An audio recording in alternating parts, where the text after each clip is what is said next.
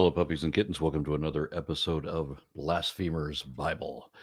And I am enjoying this series. There's another one tomorrow where we do reading Joseph Smith, but that will be our final episode. So if you follow that one, just there won't be any more after that. That's tomorrow.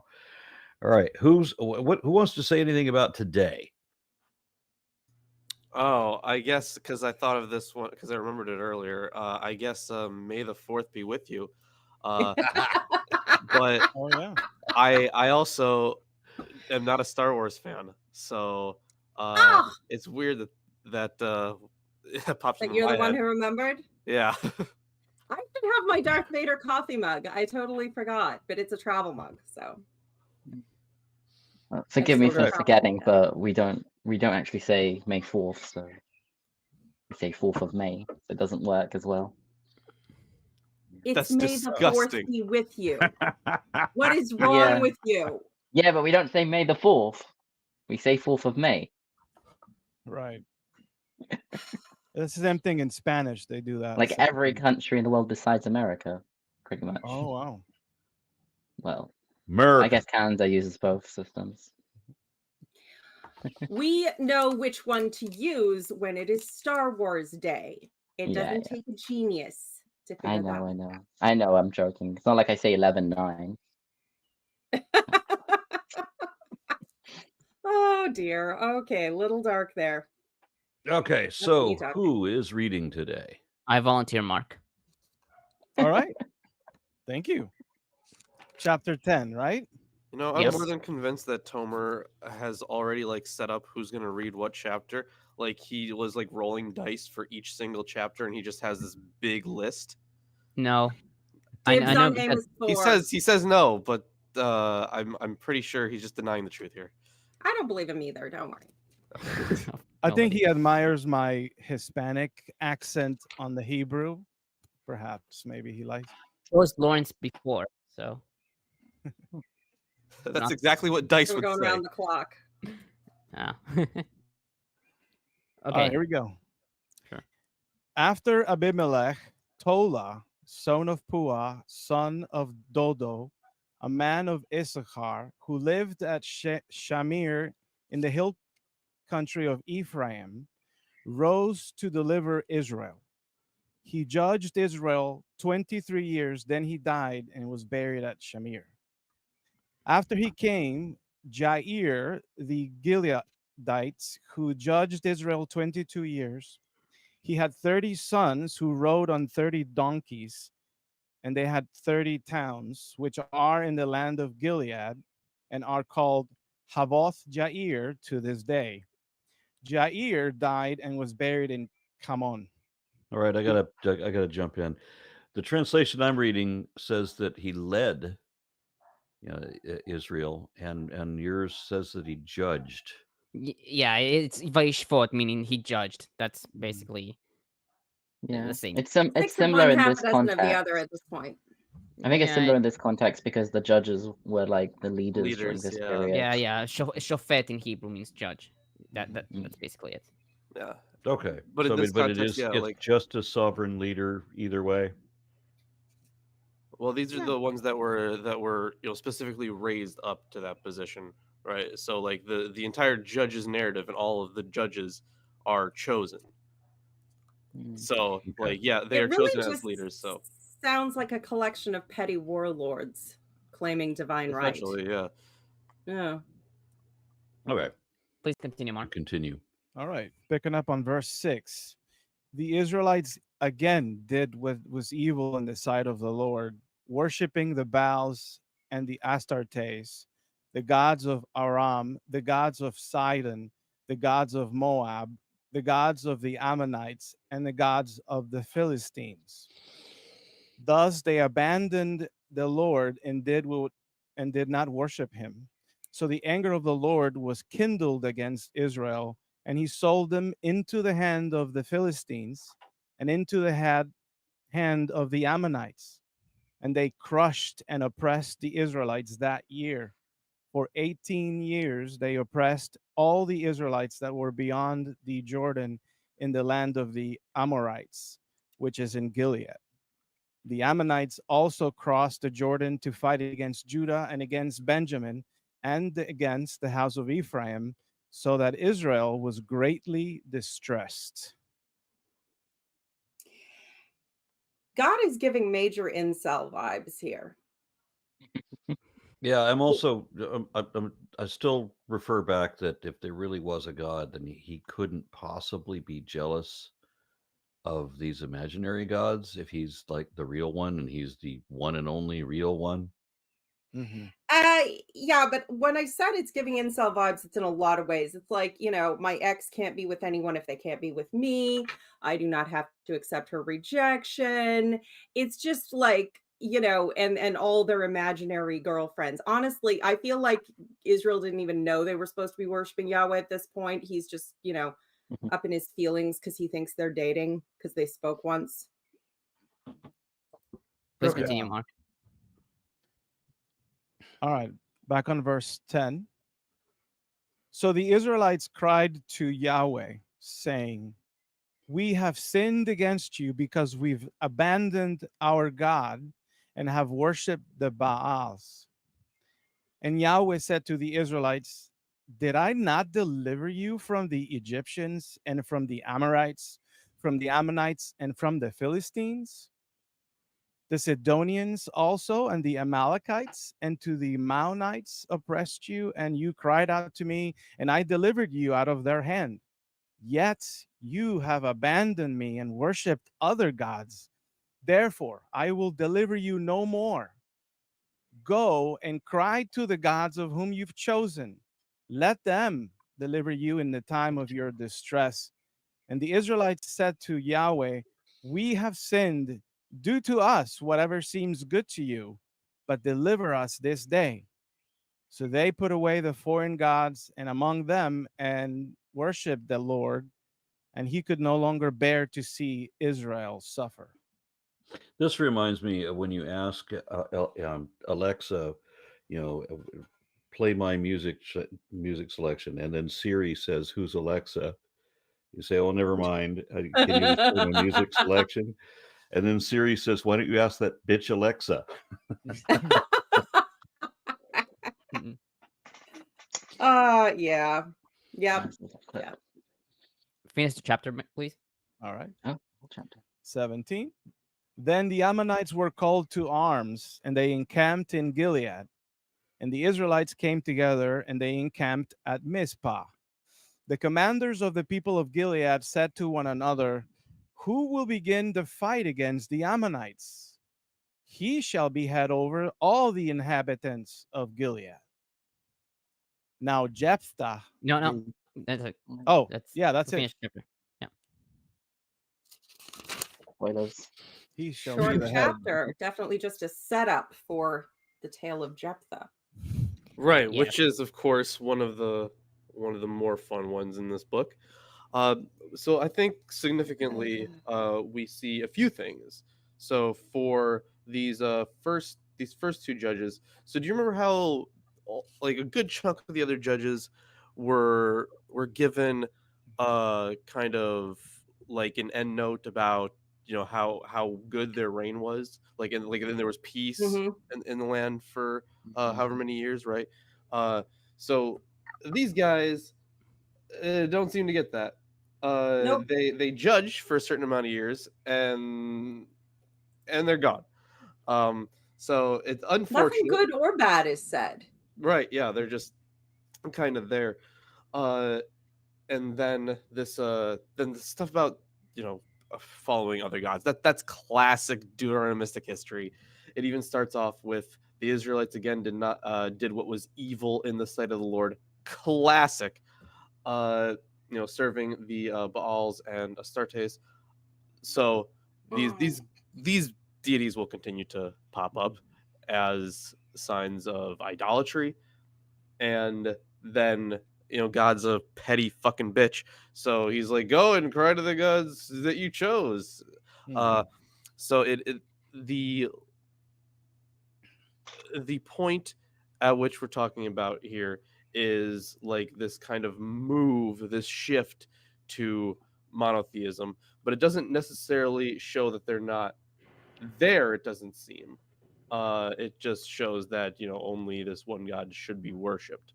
So instead of outright denying that the existence of these other gods, he's just saying, well, he's implying that he's better than these gods and you should worship him. And that is throughout the Deuteronomistic history. That's kind of like that I mean, hedonism, right? Yeah, the henotheism. Henotheism, Yeah, it's always the henotheism. excuse, because Yahweh is, at least at one point in this, a war god, and every time he fails to protect them as a war god should, it's because you were messing around with that whore, Becky. The hell. I don't know, that whore Becky sounds pretty cool. Yeah, well, I might worship the Astartes just to piss in his chips, but yeah, it's the vibe is, it's very like they're always blaming Israel for God's failures. It's always your fault that I hate you.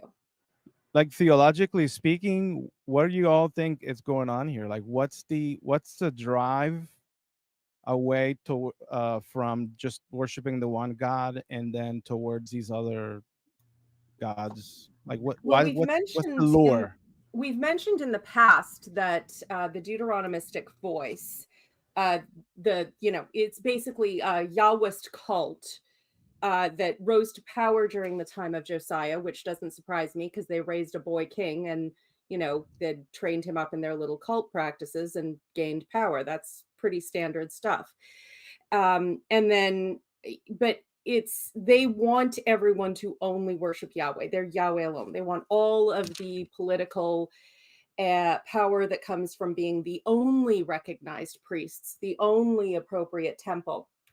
And they're willing to, have everybody slaughter their neighbors to get it. It's like if the Aten cult in Egypt had succeeded, probably by being a little more brutal than the Aten cult was willing to be, which is saying something, because that wasn't exactly the most civilized time in history. Gotcha. Yeah, I mean, this one is a clear example as any. That's it seems to me that there is an intention of the writers to kind of say, like, after Moses, the nation slowly is getting worse and worse, and like, here's a leader, he was pretty good, and then the next one that pops up, he's not as good, and they just get worse and worse. And I wonder if that could maybe be used, rhetorical rhetoric against, like, what was it, like, Saul's claim to the throne or whatever, or family. Yeah, just to pick up the Davidic line. 100%. Like, this stuff like this was always used later on to kind of like attack family lines, and this is seen in, nearly every culture that engaged in some kind of history writing, whether it be this or something else, or a King's List. Like, there's very often these attacks.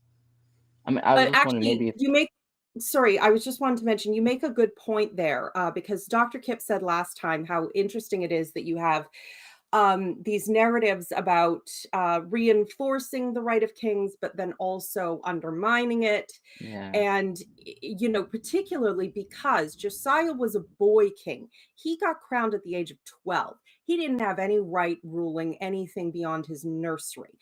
So in order to maintain this claim, you had to really lean on the divine right of kings through the line of David. But David was a known usurper who had taken the throne from Saul.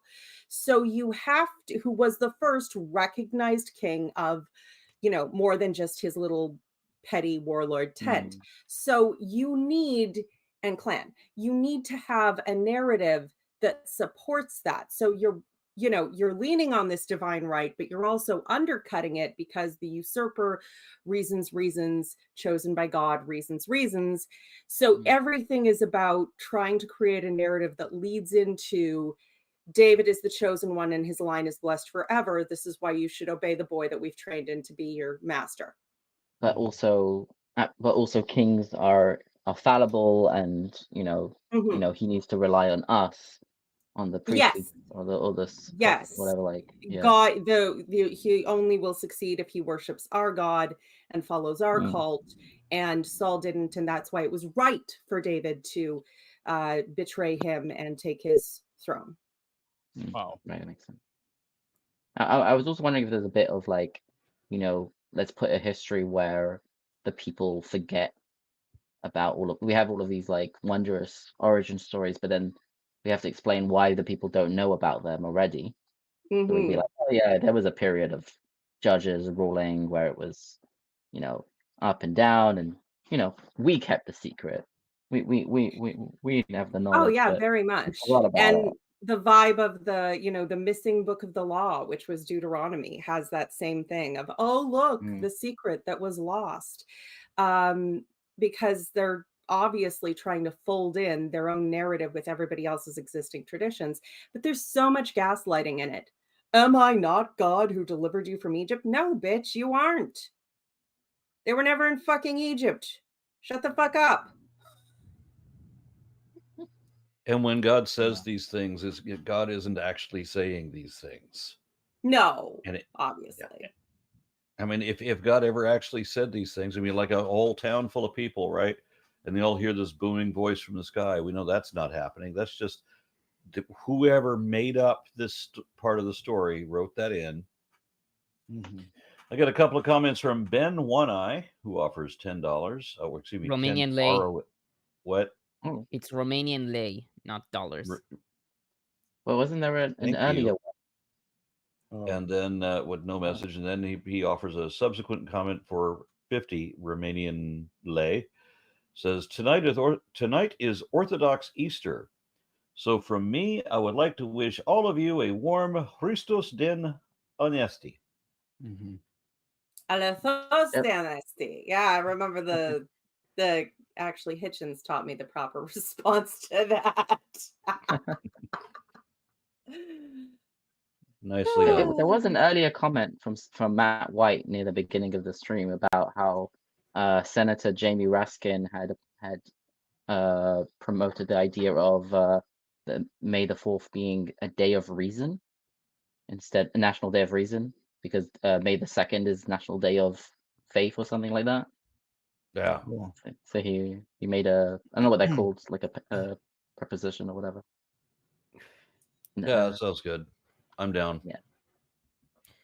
Okay, I'll start my commentary. First, on verse 1, Tola, son of Pua. The name Tola appears in Genesis 46:13, Numbers 26:23, and 1 Chronicles 7 verses 1 and 2. The word Tola means worm, as seen in Isaiah 1:18 and Lamentations 4:5. Sasson, citing Michael Astor, writes that Tola was the Kermes insect from which crimson dyes were extracted. Nelson writes that this name is honorific, since that dye was regarded as of high status.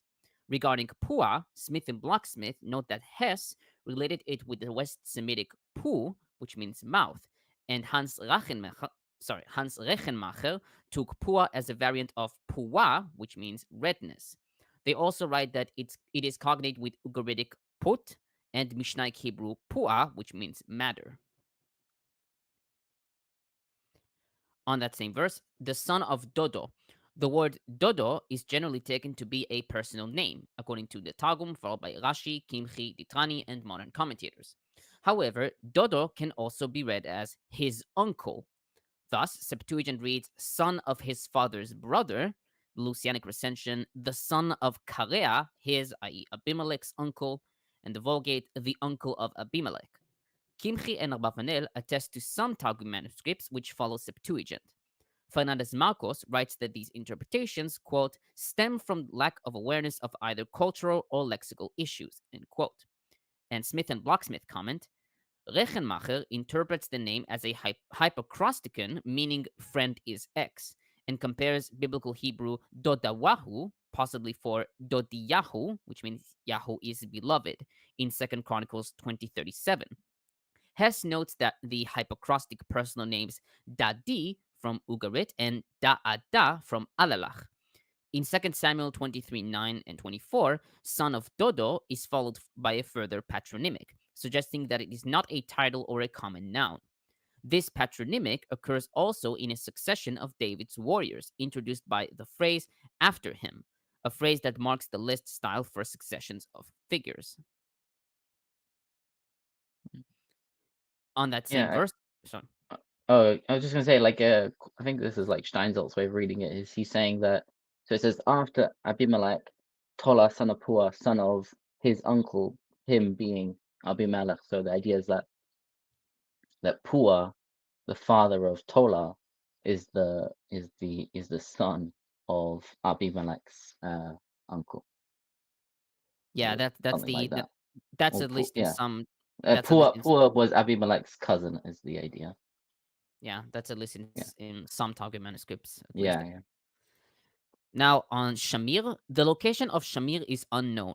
Nelson proposed that it may be located at Shimron, which was allotted to Zebulun, according to Joshua 19:15, but represented a clan of Issachar, as in Genesis 46:13, Numbers 26:24. Septuagint replaces the name with Samaria, which, according to Butler, was a more familiar name. While Niditch and Bolink support this reading, Smith and Bloch-Smith note the apparent anachronism with this identification. They note the opinion of Anson Reini and R. Stephen Notley that the name might be related to Shemer, a leading eponym of Manasseh, as seen in 1 Kings 16:24. They write, quote, in this case, the story would have a terminus post quiem following the founding of Samaria, according to 1 Kings 16:23-26, end quote. On verse 3, Yair of Gilead, Sasson comments, the name Yair duplicates a verbal form Yair, hif'il of Yud Vav Resh, that translates as he will give radiance, occurring in such passages as Job 41:24 and Psalms 139:12. Doubtless, God is the subject, the notion being that the birth of the child is the parent's great blessing. His father's name is not recorded. This is not unusual since only the first and last of the minor judges are so identified. He is, however, termed a man from Gilead, a tribal area named after a significant offshoot of Machir, itself a component of Manasseh. Gilead will soon play a major role in the Jephthah story. Yeah, it will. Now, on verse 4, 30 sons who rode 30 donkeys. Amit writes that 30 is a typological number, indicating Yair's greatness and his multiple offsprings.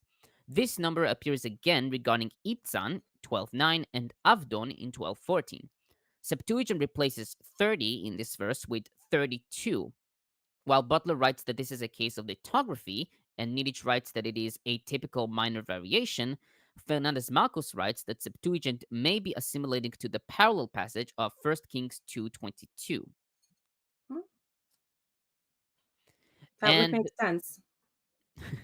Yeah, and there's an interesting Sasson notes here a very interesting Hittite fable. He writes, Tsevat has cited a Hittite fable that has reached us with a few gaps, in which the queen of Kanesh gives birth in a single year to 30 sons.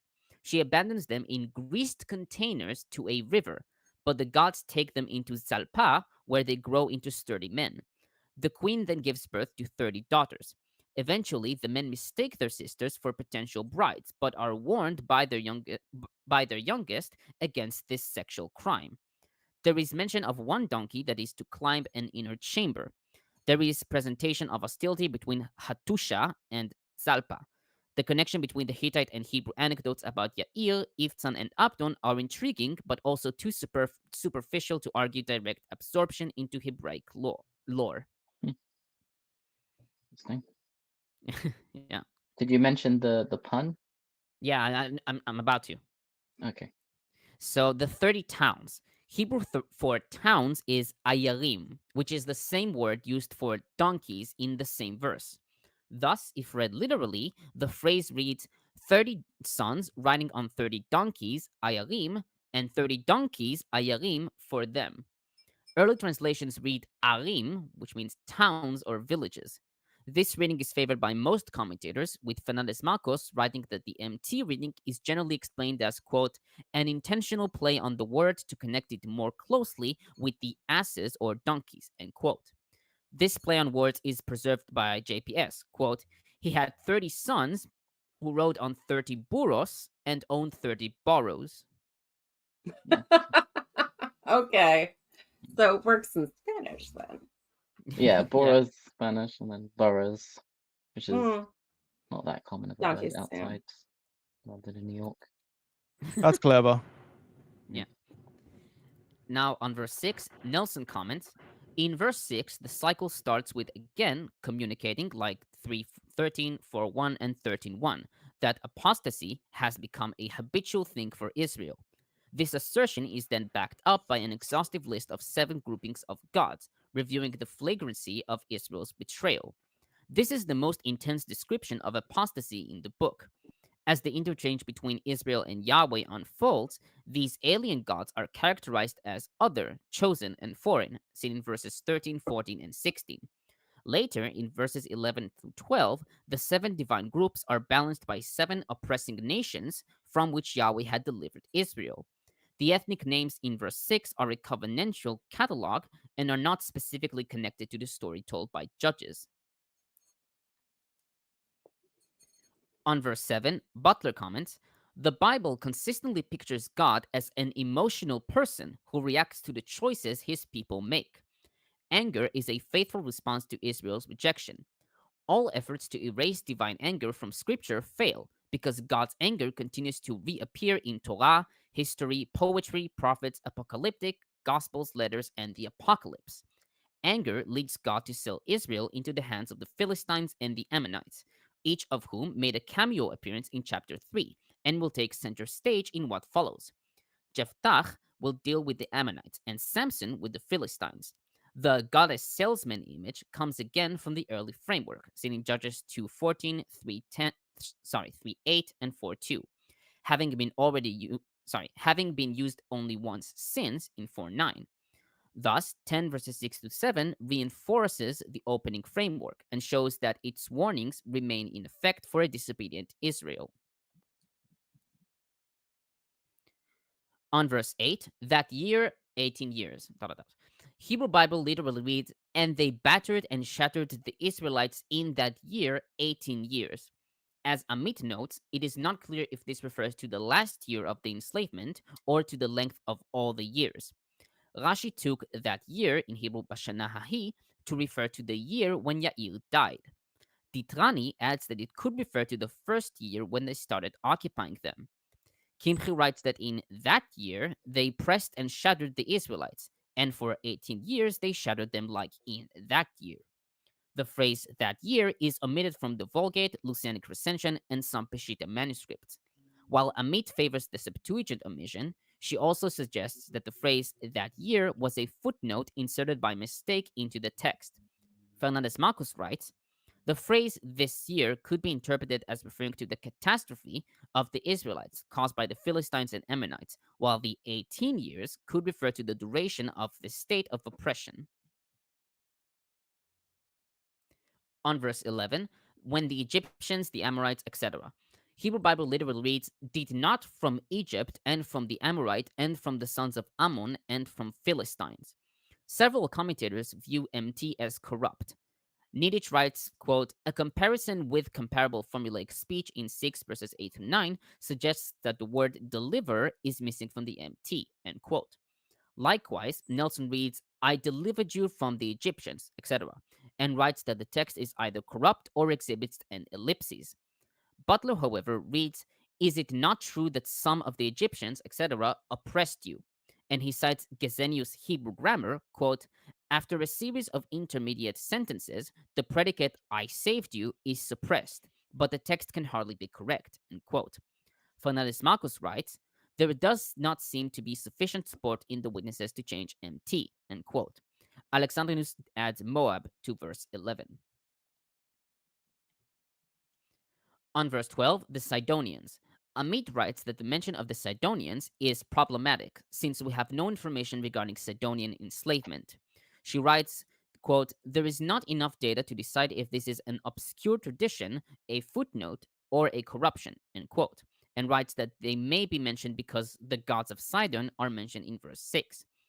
Butler writes, the Sidonians were oppressors only inasmuch as the tribe of Asher could not drive them out of their territory, as seen in 131. What about the mention of the Philistines earlier? Is that also anachronistic? Weren't they mentioned in 3? Chapter 3? No, they were mentioned earlier. Do you mean when they say the gods of the Philistines? On verse 11, from That they the were oppressed by the Ammonites and from the The Philistines, yeah, Philistines. verse 11, yeah. Yeah, and the only Philistine god I know off the top of my head is Dagon, who is, obviously more. Yeah, You see plays him a later. role later. Yeah, he plays a role later. Yeah. And God totally made him his bitch, guys. I swear. Take 'em. Yeah, Yeah. it's. Anyway, What are the Philistines then also worshiping Baal and Asherah, or is this just general gaslighting of you're whoring around with all the other gods, how dare you variety? Like when is it that it's actually the time when they arrived? Probably during Saul's time, right? I mean, Butler writes, the Philistines would also be a major foe in the immediate future with Samson, Saul, and David. So Samson. Well, in the text, yes, but in actuality, isn't there a debate Hmm. over when they came to be a thing? Do you mean like Israel as a whole? No, the Philistines. Oh, the Philistines. Okay, Yeah. probably I think a little bit from what I recall, but it's not like I think like what they're talking about is more or less like a century of time. But they, I don't. It wouldn't be at don't- all out of character for the authors to make up, or adapt existing traditions of conflict to whoever the current villain is. Like, that's pretty standard stuff. There may not have been any Philistines at the time this would have been happening, hypothetically. Yeah, that's what I've heard. I don't know. I'm just saying, given, these are certainly possible. Wouldn't be the first time. Yeah, previously Shamgar dealt with the Philistines. If I'm saying correctly. Yeah, I did want to mention that I saw somewhere that Dagon is not the Bible says Dagon is a Philistine god, but Yeah, I think he's not. He he is probably was more. Mesopotamian in origin. Or, They adopted yeah, him. but I think the Phoenicians might have worshipped him as well. Then. Yeah, I think cannot. I have a comment on this actually when we get Oh, to yeah. Samson's. Yeah, To sure. Samson. Yeah. Okay, so about Maon. Kitty. Well, Maon's interesting. Yeah. Yeah, Maon. The Maonites appear in Joshua 15:15, 1 Samuel 23, 24-25, 25:2, and 1 Chronicles 2:45. We also find Meunites in 2 Chronicles 21 and 26:7, which might refer to the same group. Amit notes that the Maonites are mentioned in an inscription of the Assyrian king Tiglath-Pileser III from 733 BCE, which states that they resided near Egypt, and thus their mention here is odd. Some early translations replace Maon with either Midian, like Alexandrinus and Vaticanus, Canaan by some Septuagint manuscripts, Vulgate and Symmachus, or Ammon by the Peshitta. Fernández-Marcos concludes that MT is original as the most difficult text, and early translations, quote, can be taken as attempts to simplify the syntax, end quote. On verses 15 through 16, Nelson comments, Israel responds with exemplary repentance in verses 15 through 16, picking up their own "we have sinned" confession from verse 10. Treat us in whatever way seems good to you is a statement of unconditional surrender, as seen in Joshua 9:25, 1 Samuel 11:10. To put away the foreign gods may be meant quite concretely, reflecting a ritual in which idols were ceremonially buried, according to Genesis 35, verses 2-4, Joshua 24, verses 14 and 23. On verse 16, and he could bear Israel's misery no longer. Hebrew Bible literally reads, and his spirit became short, i.e. impatient, with the trouble of Israel. Some had a problem with the anthropomorphism attested here. Peshitta reads, the soul of Israel was greatly distressed. Vitus Latina, they served the Lord God alone, and they were disheartened in the labor of Israel. Targum leaves the clause untranslated, interestingly enough. Smelik writes, the description of God's grief over Israel's trouble fell into the category of scriptural passages which were to be read but not to be translated in public, end quote. And that, quote, the danger of translating verse 16 is probably the lack of humility in saying God was impatient or touched in his very soul by Israel's misery, end quote. Maimonides in Guide 141 interpreted his soul to mean his will, and thus his will to trouble Israel ceased. Fernández-Marcos prefers correcting Ba'amal in the Misery to Be'am, the people, following the Lucianic and Origenian recensions, and thus read, and his spirit became short with the people of Israel. Nelson comments, whatever text critical decision one makes about verse 16b, the omniscient narrator's observation represents an amazing psychological anthropomorphism, comparable to Hosea 11:8 and Jeremiah 31:20. According to the earliest recoverable text, Yahweh is frustrated with Israel, apparently because of their inadequate efforts to repent. According to the more orthodox MT, Yahweh is indignant over Israel's suffering, or less likely, impatient with the trouble Israel has caused. I'm sorry to interrupt. I just need to I need to grab more coffee, but I want dibs on reading the next chapter. Should you finish your commentary before I get back? Also, Peter, can you block the sad little troll who sees my pain and wants to give me Jesus because he's fucking creepy and apparently thinks knitting is a sign of angst or possibly petting a cat? I don't know. Ew. I don't know. Should we ban him because he's seeing God somewhere on screen? So tell you what, if he gives that timestamp they asked for where God moved, and I don't know, maybe he had a glitch on his computer or something, we can check it out. Other than that, I don't need these creepy little incel men projecting their loathsome shit onto me. Ew. Discard. Anyway, be right back. Mwah, listening. Okay, I'll continue. On verse 18, my final comment on verse 18, the leaders of the people of Gilead. Hebrew Bible reads, the people chieftains of Gilead. Amit writes that chieftains of Gilead is an exegetical addition by someone who asserted that the people could not appoint a leader by themselves. Fernández-Marcos, however, writes that if this was the case, then 11.5 would have read the elders of Gilead. He concludes that MT should be preserved as the difficult text, and by its support from early translations. Alexandrinus reads, the rulers of the people of Gilead, and Vulgate, the princes of Gilead. That's it for my commentary on this chapter. The moment I unmute my microphone, that very instant, the dog goes off. Yeah, it's as if he thinks I unmuted it for him. Probably did, didn't you? I'm experiencing some audio glitches. I'll try to refresh and I'll come back. Okay.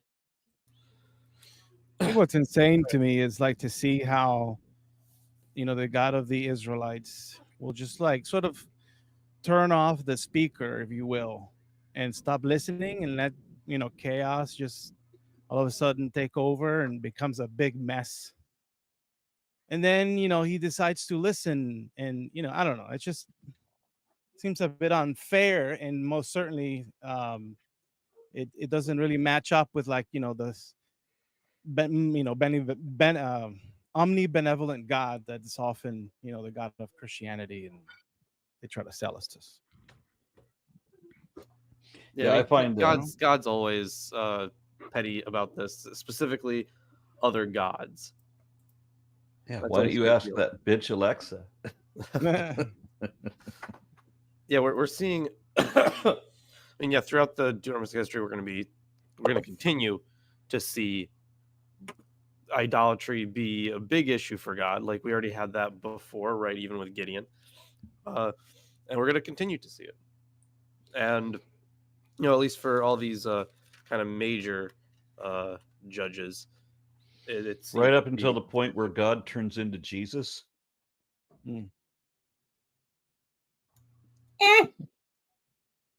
He's like the Terminator, the second Terminator, the melty one. Although to be fair, people had issues with that too.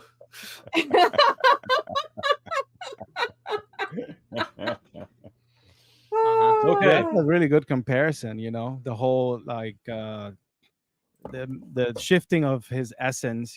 Like he has that power. Yeah, absolutely. Walk through walls, pick up kind that of thing. kitten again. My arm is full of little teeny holes. Okay, some cats. Well, okay. Remember, with kittens, you got to kind of squish them a little bit, like not to hurt them, but just squish their head. Be like, no, that's too much biting. They have to learn. Yeah. My angel went to hide, but she came over to get pets. That's why I was clipping out of the screen for a while. So, Okay, are we ready for the abomination that causes desolation? Yes, ma'am. That's Oh, yeah, this is a horrible chapter. so. See, the thing is, yes, but also it's so much fun. So Yes. the thing that we should note, right? This is kind of noted not just about Jephthah himself, but about the surrounding minor judges. So notice how, like in other parts of the book, Yahweh specifically chose someone to raise up. While it does say for like Tola, right, that he rose to deliver Israel. It doesn't say that Yahweh did that. That Yahweh chose them, and that is the case for Jair as well, or Yair.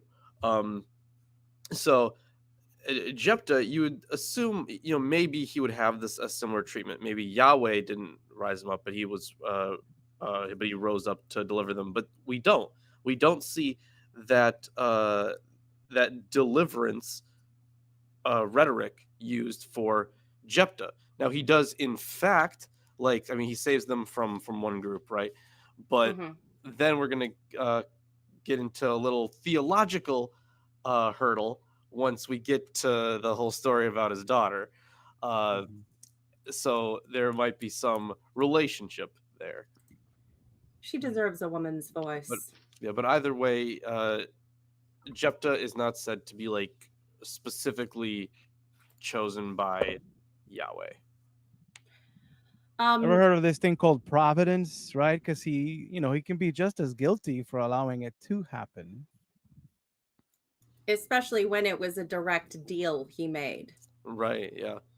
Yeah, there's no way out for God in this one. I have heard any number of excuses, and they are pitiful.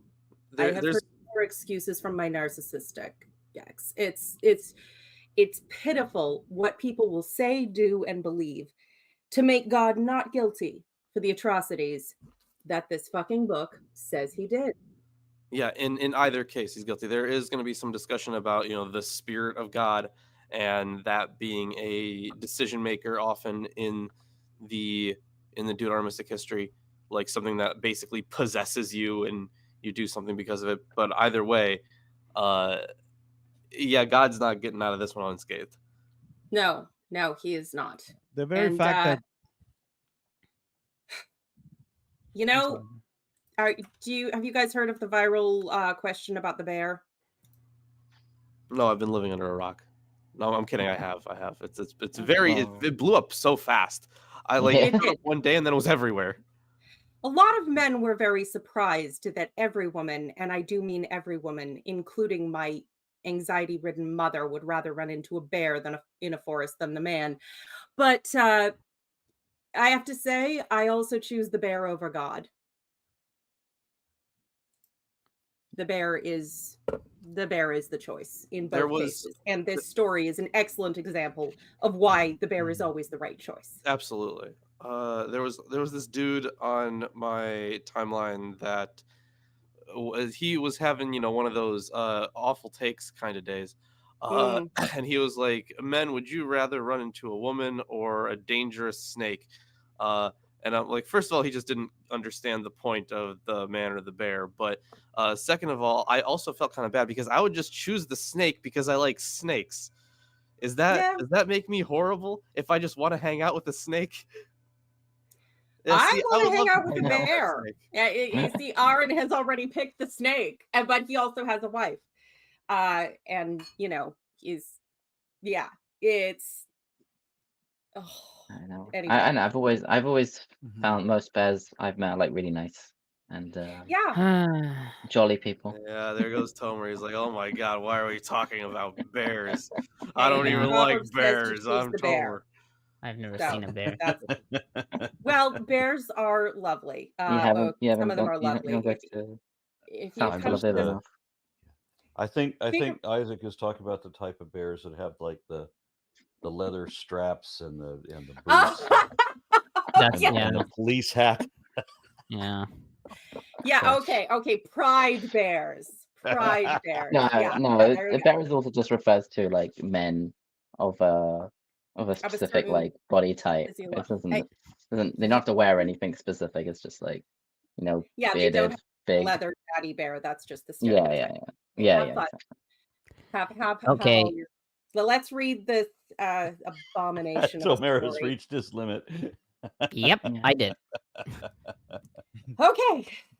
Jephthah the Gileadite Read was a up to mighty- 11. was a mighty warrior. His father was Gilead. His mother was a prostitute.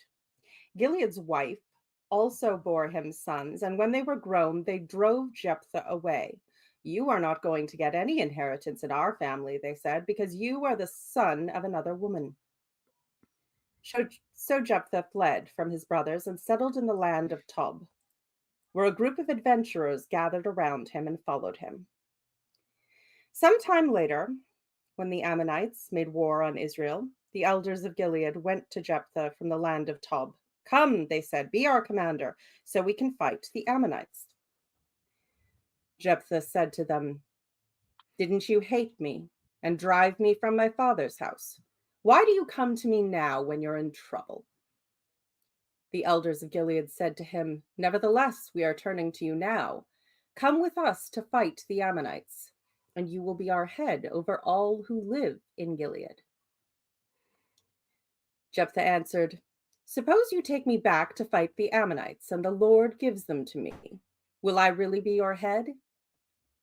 The elders of Gilead replied, the Lord is our witness. We will certainly do as you say.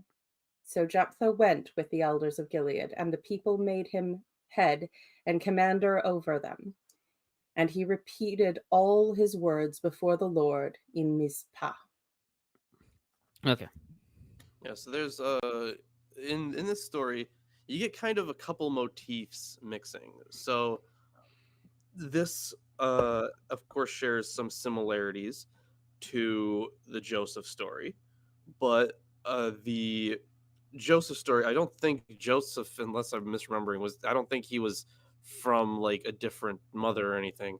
Oh, he was, but it was the second wife, because remember, Joseph and Benjamin were the sons of well, they were the only actual direct sons of Rachel.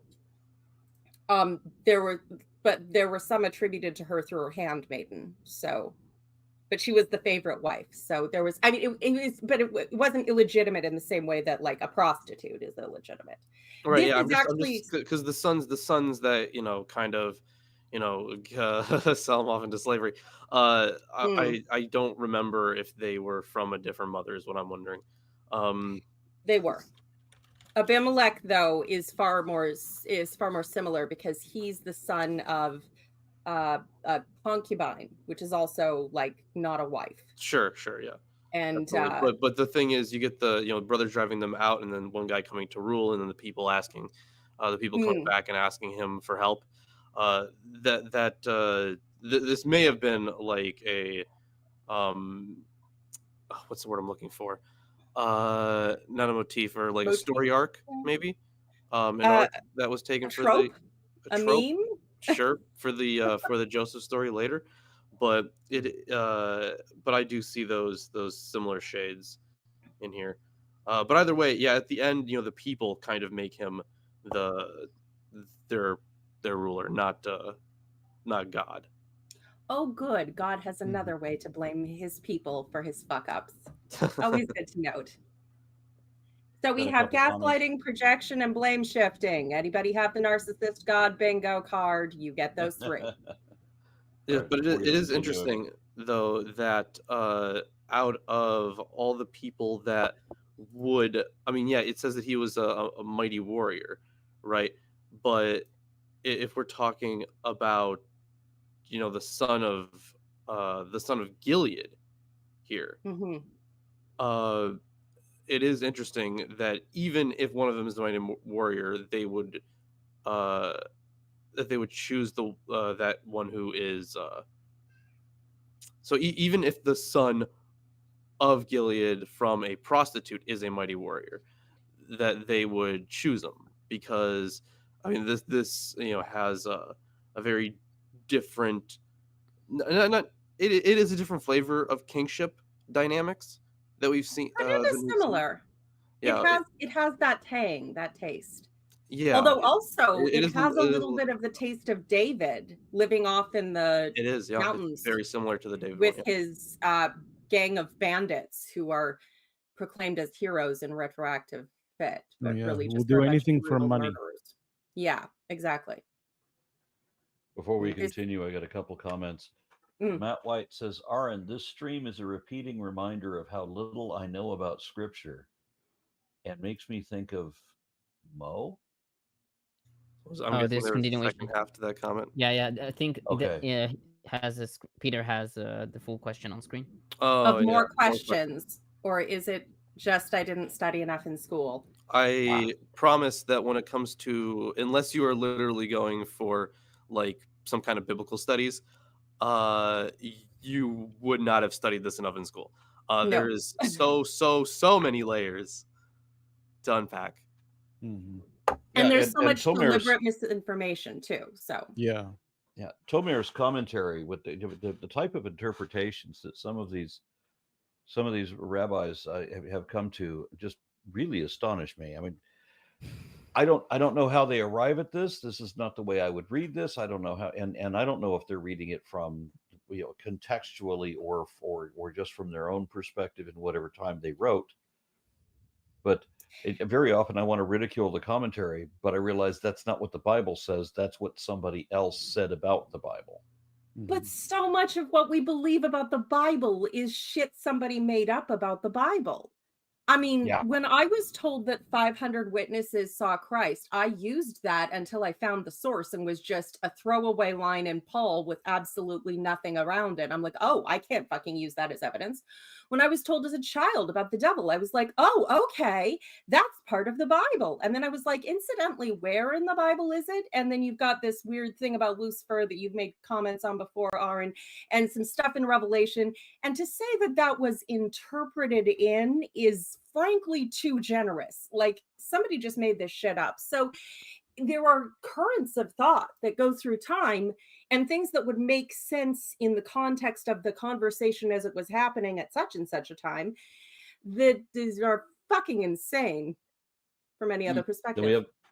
Then we have a comment from the Unlucky Legume, who says he offers $50. Thank you very much, and says, was Jephthah a Gileadite because he came from Gilead, or Gileadite? There we go. Because he came from Gilead, or because his father was named Gilead? Did the authors forget why this legendary character was called a Gileadite and just cover their bases by making him both from Gilead and the son of Gilead? Well, I think he's just being called a Gileadite here because he was the son of Gilead, it looks like. Yeah. But Gilead could have been He the also tribe lives in- But he would have leader been from which ruling the they place, originally, right? it like lots of people have, the Israelites are named for Israel, the second name of Jacob. God, what's the word for that? Eponym? Is it eponym? Is that the word? Yeah, eponym. Name. Yeah. name But much of the place. legends get confused with actual people, and the people end up inspiring naming traditions. And then, like, at some point, you don't know what actually happened. So, honestly, could be either both. Well, the Yeah. thing is, if we're talking about historicity here, it might have been that the place was called Gilead for like a long time, and then later they attributed this guy named Gilead to its foundation, and then made this guy the son of that Gilead. Mhm. Yeah, but I Yeah. think that Gilead died like 200 years earlier. Yeah, so a long time. Yeah, so I think the could have been it both. seems- Could have been a guy named Gilead that lived in Gilead. Yeah, Could have been I an think ancestral name. The leader took the Yeah, name right, yeah. Gilead. I think it's I've got one comment here. Not comment. Yeah, there is a comment by Isaiah Ditrani who argues that it is not Gilead, son of Machir, son of Manasseh, in Numbers Right. 27:1, Right. because Yeah. that's many years after, like 300 years later. Yeah, I don't think there's any traditional commentary that try and say, oh, Gilead lived for a long time. I think they're more like, yeah, there was a guy in Gilead called Gilead because he was like, the leader of his family, and and possibly a like descendant of the first Gilead. yeah, and- yeah, yeah. Or I mean, Yeah, or that. alternatively, we could think of it like this. So if this story would have like a foundation for the writings in the Torah, then we could go with they had this place called Gilead and a leader called Gilead, but then they wanted to give like a mythic origin to this place Gilead. So then they wrote into the ancient past Another Gilead. about this other Gilead. Yeah. Well, Yeah. especially if they didn't want their ancestral name to be too Mm. closely connected with this story as origin. Yeah. That, or they could be using it as sort of like this embarrassing story that gives it somehow credibility. I don't know. It feels really awkward. Like, why Yeah, would like you almost do that? maybe perhaps like politically based, like some Mm. political intention Yeah. behind like, fuck you Gilead, like a little jab. Yeah, Mm. like with the, the children of Lot being all of that. It's hard to tell. And this is why so many questions come up, and we can't necessarily answer all these questions because there are a lot of layers of possibility of how this thing could have initially come about, been transcribed later, been adapted, been interpreted, and everybody's going to have their ideological motivation at every step in that. And what you get at the end is going to be a bit of a Frankenstein's monster. Yeah, that's why it becomes so hard to untangle everything, because like Yeah. there are layers of text like over time, and there are different traditions that even when they're contradictory, they can find their way in. So like it's when you look at these texts as a whole and try to start parsing it, it's just very difficult. It is. And at some point, you're not going to know whose spleen that is. Like, you just don't. Okay, I'll start my commentary. On verse 1, his mother was a prostitute. The word translated to prostitute is zona, which most modern commentators take as referring to a prostitute.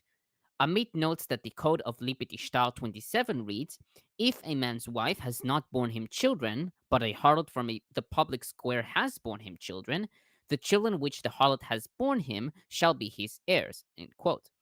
She speculates that Jephthah also had the right for an inheritance, and when his father begot sons from his wife, they rejected him from their father's inheritance. Some commentators, however, object to the plain reading of Zonah.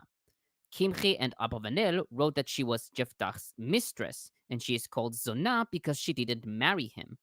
Gersonides wrote that she was a woman from a different tribe, and it was uncustomary to marry someone outside of her tribe.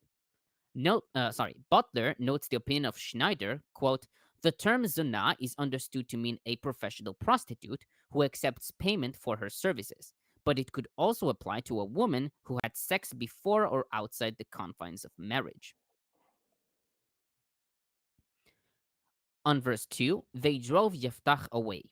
Sasson writes that Gilead's sons forcing Jephthah out is, quote, is itself a legal problem, since such a decision is normally a father's privilege, end quote. He writes that it is plausible that they appealed to the elders of Gilead to rid themselves of Jephthah, since in verse 7, Jephthah accuses the elders of getting rid of them. Likewise, Amit suggests that Gilead's banishment was based on the elders' opinion. Pseudo-Philo, however, writes that Jephthah is thrown out because he was jealous of his brothers in LAB 39:2. On You Are the Son of Another Woman, Butler asks, how does this woman differ from the woman of comparison, the brother's mother? Does she belong to a different tribe? Is she a secondary wife? Is she a foreigner? Does she worship foreign gods? Is she immoral? The text does not tell us, end quote. He notes the opinion of Mikhail Huebeli that unlawful female sexuality is involved, pushing Jephthah in, quote, an ethically and socially inferior position, end quote. Likewise, Amit writes that the fact that Jephthah was the son of a prostitute established the legal basis for his banishment. On verse 3, the land of Tob, Kimchi and Gersonides wrote that the lord of the land was named Tob.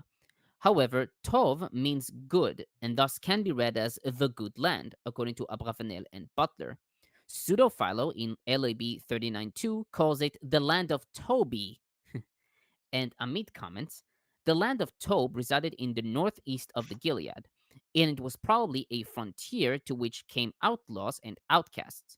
In the topographical list of Thutmose III and the El Amana letters, Tob is mentioned next to other cities in the Bashan. Likewise, the story of David's war against the Ammonites in 2 Samuel 10:8 mentions Tob. It may refer to the land of Tob mentioned in 1 Maccabees 5:13 and 2 Maccabees 12:17. Rabbi Yehoshua ben Levi in Talmud Yerushalmi Shevuot 6:1 identified Tob with Susita, located 18 kilometers southeast of the Sea of Galilee. It's not Shavuot, I think it's Shavit.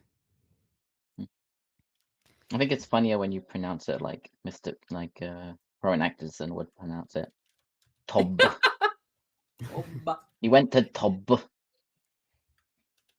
I think it's funnier when you make the Hebrew sound like Klingon. It's not actually that hard. Yeah. Okay, now on that same verse, a gang of scoundrels. The word translated to scoundrels is rekim, literally empty or vain. Abravanel wrote that they were lacking money and income. Likewise, Amit renders lacking property, and Alexandrinus petty men, and Vulgate needy men and robbers, and it adds that they followed him as their prince. Butler renders unprincipled men, Nelson men of lower character, Niditch worthless, and Sasson rootless. On verse 4, Amit writes that this verse is misplaced, since it describes an earlier reality than what is told in 1070, and repeats what was said in the first part of verse 5. She notes that it is missing in some Septuagint manuscripts, specifically Vaticanus, and it may have preceded verse 17 originally. Fernández-Marcos, however, takes the omission of Vaticanus as a haplography through homo ioacton and homo eoteleuton. On verse 7, didn't you hate me and drive me away from my father's house? According to verse 2, the brothers of Jephthah drove him away. Butler writes, quote, this may be a charge of not interfering with the brothers' illegal action, or it may indicate that the elders in charge of legal dealings at the city gate had held court and approved the brothers' charges against Jephthah, end quote. Nelson writes that Jephthah, quote, may just as well be overstating his case by generalizing the blame in order to improve his negotiating stance. He is basically arguing to be king. I mean, in as far as it's appropriate for that time. So yeah, you could see him going hard on the negotiating stance. Mm-hmm. Sorry. Yeah, sorry. Thank you. It was relevant to the comment. I'm just saying. Yeah, no, sorry. I was just having a moment. Now on verse 9, Sasson writes that many commentators are puzzled by Jephthah's statement. Quote, the elders have just offered him the post unconditionally. He needed only to go back with them to battle Ammon, and he is their chief judge. And he is their chief. So why does he complicate matters by making his accession conditional? It does it foreshadow his lack of self-confidence, which will soon make him utter a famous vow in 1130-31, end quote. He notes that some translations, like KJV, make a question out of Jephthah's words. He writes, however, that Jephthah is negotiating for a permanent leadership, and further writes, the elders may believe that their offer is linked to the immediate circumstances. With or without their help, Jephthah was to lead his forces against Ammon. He could hardly expect them to keep him at his post if Ammon defeats him. But what will happen beyond the victory? Would he go back to his previous life once danger is averted? Given the lack of trust between the two parties, Jephthah is aiming to secure his future. The declaration itself is made up of 3 clauses. The first establishes a condition already agreed upon using a participial form. The second invokes a stipulation set for the future, using an inverted perfect. It is important to observe how Jephthah brings God into this provision, when he could have easily left him out. Also worth notice is how Jephthah personalizes the victory, excluding the elders from any achieved triumph. As shape, the fulfillment of the condition accents the individual. It is I, Yeftach, who shall continue to be your leader. And finally, verse 11, he repeated all his words before the Lord in Mitzpah. Rashi comments, where everyone was assembled as the divine presence rests upon multitudes, end quote. Kimchi, Amit, and Butler wrote that before the Lord in Mitzpah refers to a sanctuary or a temple for Yahweh. And Butler further writes, Mitzpah is not so much a false or unrecognized sacred site as it is another example of the many sacred sites utilized by Israel in practice, as opposed to the pure theory of one chosen central sanctuary in this time frame. If Schneider should be correct in identifying this with the city in Benjamin, then the site is quite strongly connected with Saul, 1 Samuel 10:17, and prepares for Judges 21. But such identification of action here west of the Jordan is probably off base. Gas lists 5 possible locations for Mitzpah east of the Jordan and chooses Er Rasuni, about 1 mile or 2 kilometers from Khirbet Gelad, and one of the most significant Iron Age sites south of the Yabok. This may be a different place from Yeftach's home further north in verse 34, which Gas cautionally locates at Suf. Raini equates Mitzpah with Ramoth Mitzpah of Joshua 13:26, a site south of the Yabok in the vicinity of Jebel Jelad and Khirbet Jelad. That's it for my commentary on this part. All right. Does anyone have anything else to add before we get on to the abomination? Read up to 28. All right. Then Jephthah sent messengers to the Ammonite king with the question, what do you have against us, that you have attacked our country? The king of the Ammonites answered Jephthah's messages, when Israel came out of Egypt, they took away my land, from the Arnon to the Jabbok, all the way to the Jordan. Now give it back peaceably. Jephthah sent back messengers to the Ammonite king, saying, this is what Jephthah says. Israel did not take the land of Moab or the land of the Ammonites. But when they came out of Egypt, Israel went through the desert to the Red Sea and on to Kadesh. Then Israel sent messengers to the king of Edom, saying, give us permission to go through your country. But the king of Edom would not listen. They sent also to the king of Moab, and he refused. So Israel stayed at Kadesh. Next, they traveled through the desert, skirted the lands of Edom and Moab, passed along the eastern side of the country of Moab, and camped on the other side of Arnon. They did not enter the territory of Moab, for the Arnon was its border.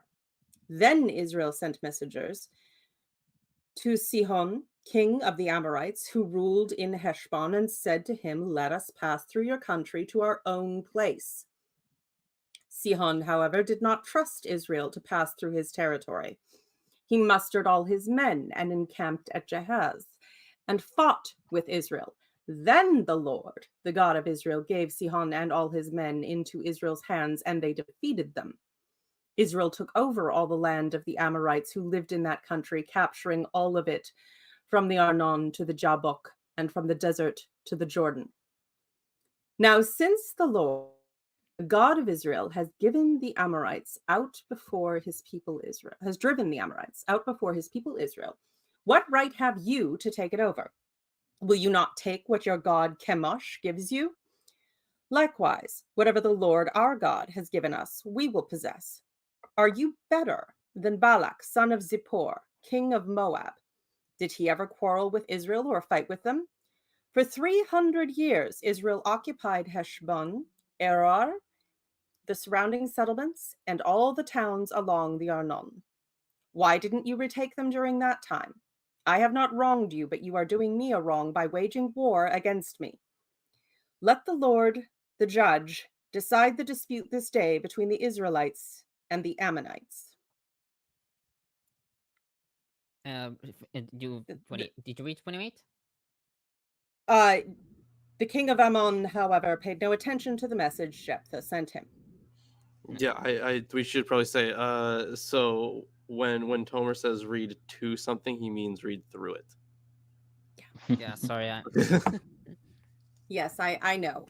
It was the end of the letter, so there's a natural Oh. breaking point there. Although I have to say, this might be the first time that I've seen a leader in Israel attempt to resolve anything diplomatically before just coming in to kill everyone. Yes. In fact, I think that's the only time that we're gonna see that. So good for him for trying. But yeah, At I think least you tried. Yeah, I think the argument here is that the Ammonites originally owned the land up to the Jordan River and between Moab and Aram, and I mean, I but don't the remember. Amorites, which are like I think that's a Canaanite tribe, they had invaded and taken the land from the Ammonites before the Exodus, and then when the Israelites came through, they took the land from the Amorites, and the Ammonites have no claim to it because the Amorites took it from them. Does that make sense? And so now the Ammonites are coming and saying, "Oh, this was ours before, like before the Amorites took it from us." So Yeah. So 3 Uh, conquests ago. Yeah. yeah, Centuries. It would have been centuries ago. yeah, essentially. In the narrative, but the thing about this now, I don't exactly remember what some of the if some of these groups popped up in like what was it like Mm. during the actual was it like in like kind of like end in numbers through like Deuteronomy, Yeah, right? Like numbers when they're and actually Mm. invading Deuteronomy. the land. I don't remember. Yeah, Uh, some is, but some isn't. Yeah, it's not lining up all the time. Yeah. So that is to be expected. But yeah, so Jephthah is recounting the history of the of the Israelites coming from Egypt, right? And Mhm. apparently it doesn't all match up, which totally makes sense considering how these texts were composed. But Mm-mm. aside from certain places, what's really cool to me, so where was it? In verse 24, should you not possess what your god Shamash gives you to possess? Chemosh. Whatever. Yeah. And should we not be the ones to possess everything that the Lord our God has conquered for our benefit? So I don't know about you, but if you guys remember Deuteronomy 32, 8 through 9, and about the division of The peoples. the The people. gods. So these people were so Shamash got it would be the Amorites, right? And then Yahweh would get the Israelites. And so it seems But that this kind of presumes the existence of this God. While the Israelites are not relying on this God, the other people are, and they are giving the same foundational claim to a certain land that the Israelites would use for Yahweh. So the nations were divided among the number of gods. Yes. Yes. And it's interesting that they object to, retrieving ancestral land that other people have lived on for hundreds of years at this point. But the God Chemosh thing, that there's an argument between, how serious was he? I think we mentioned this, we were talking about it and mentioned sort of a dialogue about this verse in one of the previous episodes. But the idea is, was he being serious and seriously affirming the existence and power of the god Chemosh for his own people, but not the Israelites, or was he just being diplomatic? It was considered polite in those days. You'd pay an offering to the god of the town you walk into. You just like good courtesies. It's courtesies. It's not, you're not taking them on as your primary god. You're just kind of being polite. Sure, And that so is true. from a diplomatic point of view, it would make perfect sense to say, your God gave you your land, our God gave us our land. Let's just leave it at that. Sure, Well, I sure. mean, the language he How many uses. times in the past have when they go off conquering, how many times have they given a fuck about what land the other person's god has given them? Oh no, Well, no, they have never given a fuck. It should also note that Chemosh is not the god of the Ammonites. Well, yeah. But like the thing is, the author here is Kip Davis just mentioned that it's invoked by Mesha of the Mesha Stele. okay. Cool. So I don't know what nation is Kamosh he Melech from? Moav, I believe. That's the Moabite. beginning, at least. Yeah. So it's a Moabite god. If I remember the I mean, there is the language that's used in this verse is interesting. I mean, it could have been changed later on. Why the fuck is Kip never in here? Yeah, Kip, get your ass over here. He said we can't remember. I can't remember who he's working on his trailer. He's going camping soon. Yep. Camping. Boring. Who makes a trailer for a camping trip? That is some white people shit. I think it's referred to as glamping. I think there's a biblical reason for that, Isaac. The trailer is there to avoid the mosquito bites. I was making a joke about the trailers, you know, like a video that you make before. Like a trailer you would make, Peter. Yeah, like you would. Yeah, the last paleo expedition I went on, the leading professor brought a trailer, and it was just like he brought a kitchen basically. His trailer is a kitchen with a bed attached to it. And, damn. Yeah, it was kind of a neat setup. Yeah. Okay. Yeah, so I wanted to quickly say about the actual language of the verse. It could have been changed later, but it does seem to imply that he wasn't trying to give Chemosh any powers, like real power, because the way he says it is, will you not like possess what he will give you, kind of. It's kind of like in the future tense. And it doesn't, and he's not implying that Chemosh has given them yet anything. But then he says about Yahweh, so we will hold on to everything that the God has given to us. So it's like this, like future tense for Chemosh, but then past tense for Yahweh.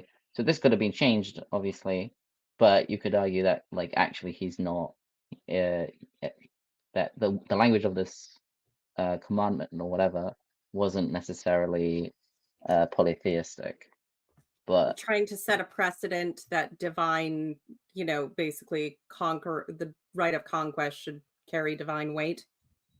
Yeah, it's just like, yeah, you were saying about how like maybe it's just diplomatic speech. So he was being diplomatic to them and, you know, saying like, well, if you believe in, you worship Chemosh and you believe that he will give you what is right, then, you know, you don't have it now. So yeah, you could even look at it as maybe him making fun of them, or I don't know. I mean, yeah, diplomatic speak is a lot of underhanded. Okay, I'll start my commentary. On verse 13, they took away my land. Amit notes Kaufman's opinion that evidence for the Ammonite king's claim is found in Joshua 13:25. And it became their territory, Jazer, all the towns of Gilead, part of the country of the Ammonites up to Aroer, which is close to Rabbah, end quote. She writes, however, that this is a singular witness, and most scholars think that that the verse in Joshua is corrupt and should read all the towns of half of Gilead up to the land of the Ammonites, end quote. She writes that biblical tradition emphasizes that the Israelites did not conquer from the Ammonites, neither did they get close to its borders, according to Numbers 21:24 and Deuteronomy 2:19 and 37. She writes that the territory described here is Amorite or Moabite, but not Ammonite. On verse 15, the land of Moab. The king of Ammon blamed Israel for conquering his land, and not the land of Moab. Furthermore, in verses 27 to 28, only Moab is mentioned, and not Ammon. Kimchi writes that the Ammonite king claimed to himself the territory from the Arnon to the Yabok in verse 13, and Yiftach told him that this territory was originally Moabite, but the Amorite king conquered it, and Israel conquered it from the Amorite king, and so Israel did not take land from Moab nor from the Ammonites. Amit writes that the mention of Ammon here is an editorial addition. Fernández-Marcos, however, writes, this proposal belongs to literary rather than textual criticism, since the sentence is attested by all the witnesses. Fair enough. Now on verse 17, they sent also to the king of Moab, and he refused. This tradition does not appear in the Torah, as noted by Kimchi, And according to Deuteronomy 2:26-30, Seir and Moab did not allow the Israelites to pass through. Moreover, according to Numbers 21, the Israelites negotiated only with Edom. Sasson writes that scholars have debated whether this tradition was omitted from Numbers and Deuteronomy or added to Judges. He writes that whatever the judgment, the mention of Moab is crucial to Jephthah's argument. The Lucianic recension reads, "And they do not wish to send to them or pass by them."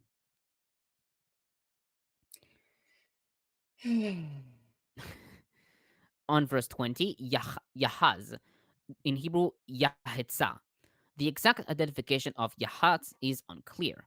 It is mentioned in the Mesha stele, lines 18-20, where it says that the king of Israel built Yahatz, and Mesha took 200 warriors from Moab and set them against Yahatz, and he took it to attach it to the district of Dibon. Eusebius, in Onomasticon, page 104, line 11, writes that Yahatz is between Madaba and Dibon.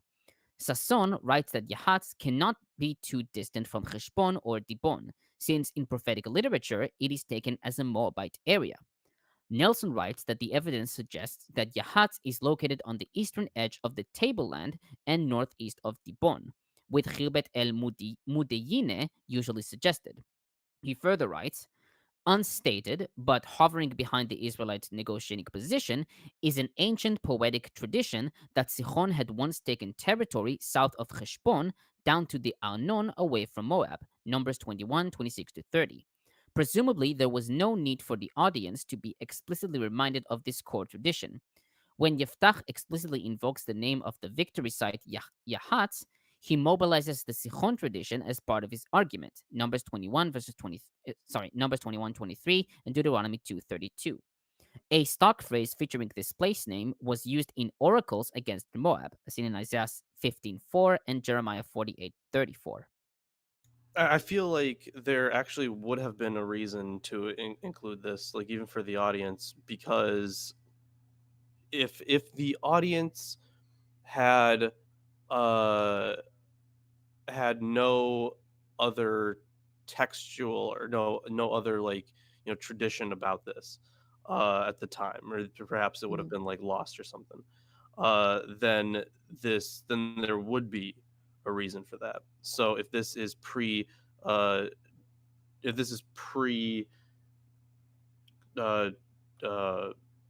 pre-Torah, then it would be, because there's not this other tradition. Here's like a basic outline of this conquest for traditions that they would not have had. I mean, every time I think about this, it feels like nerds at Comic-Con trying to make up justifications for how different worlds are compatible. Like it's just there's so much trying to figure out, and I'm used to this method of thinking in religion because I was raised in it, where you just have to find an explanation that makes the two things not contradict each other, and then it's okay to assert that with no further evidence because you preserve the continuity of Scripture. And that's just the vibe I'm getting from all of this. It's just, unfortunately, people take it seriously and end up killing each other over arguments on the the particular pattern of Russell's teapot. I mean, all religions kind of work in this way, where there are different communities with their own different origin stories for X, Y, and Z, and that's why we can't look at these things as monoliths, especially over hundreds of years, because we kind of set ourselves up for disaster. Like we talk about, currently I'm taking my ancient Greek religion course, and the thing is, we brought this up in the class, that it's kind of a misnomer, because it's not really just the one. They all are connected through a good amount, like a lot of similarities, obviously, and they all functioned together. But if we start taking a look at certain cult sites or certain myths, we start to see that there are just direct contradictions and no one fucking cared, because that's just not how the religion in the ancient world was. It wasn't monolithic. It wasn't necessarily doctrinal, right? It adapted to what the people felt they needed at the time, and especially over time. You could also be like sort of tribal. Oh, they think this, but we know the true story in our little town, and that town over there, that. And you could could, get these but for the kind most of part, little. they didn't care. No, I mean, little differences like that could be part of the, the mesh and fabric, and everyone wants to be told that their tradition was right all along. Okay, on verse 24, Chemosh your God. Several commentators note that Milcom was the god of the Ammonites, not Chemosh, according to 1 Kings 11, 5, 7, and 33, and Zephaniah 1, 4 through 6. In fact, Chemosh was the national god of the Moabites, as in Numbers 21, 29, and Jeremiah 48, 46. Kimchi writes, Jephthah said to him, you asked for the land which was from Moab, and the Amorite king took it from Moab, which his god Chemosh did not save. End quote. Amit suggested that Jephthah's speech was originally a polemic against Moab. Nelson, however, writes that neither Jephthah nor early readers cared much about the history of religions, quote-unquote, aspect of the situation. Instead, he follows Kimchi and writes, most likely, Jephthah is referring to otherwise undefined territories that had once been Moabite and now are Ammonite. The land that Ammon should be satisfied with belonged to Chemosh. Ammon had obtained it from Moab, perhaps because Chemosh was angry with the Moabites. The territory in question is permanently associated with Chemosh, no matter who lives there now, and Chemosh remains its god for treaty and diplomatic quote-unquote purposes. Early Israel supposed that territorial gods were active within the limits of their own terrain, as seen in Ruth 1:15, 1 Samuel 26:19, and 2 Kings 3:27, end quote. While Niditch proposed that the comment on Chemosh suggests that the Israelites believe that such gods did exist, this is rejected by Sasson, who writes that Jephthah may be sarcastic, doubting the efficacy, let alone the existence, of foreign gods. And finally, verse 26, 300 years. Butler writes that this number is round and perhaps inflated.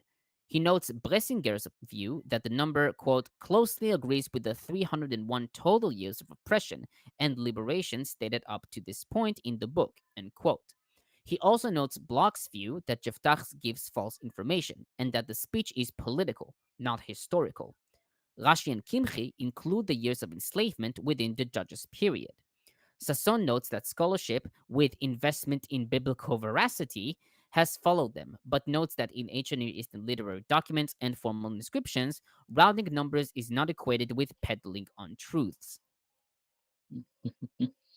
Yeah, that's it for my commentary. Is it? You said inflating numbers. Isn't it more than 300 years if you count all of the years mentioned already?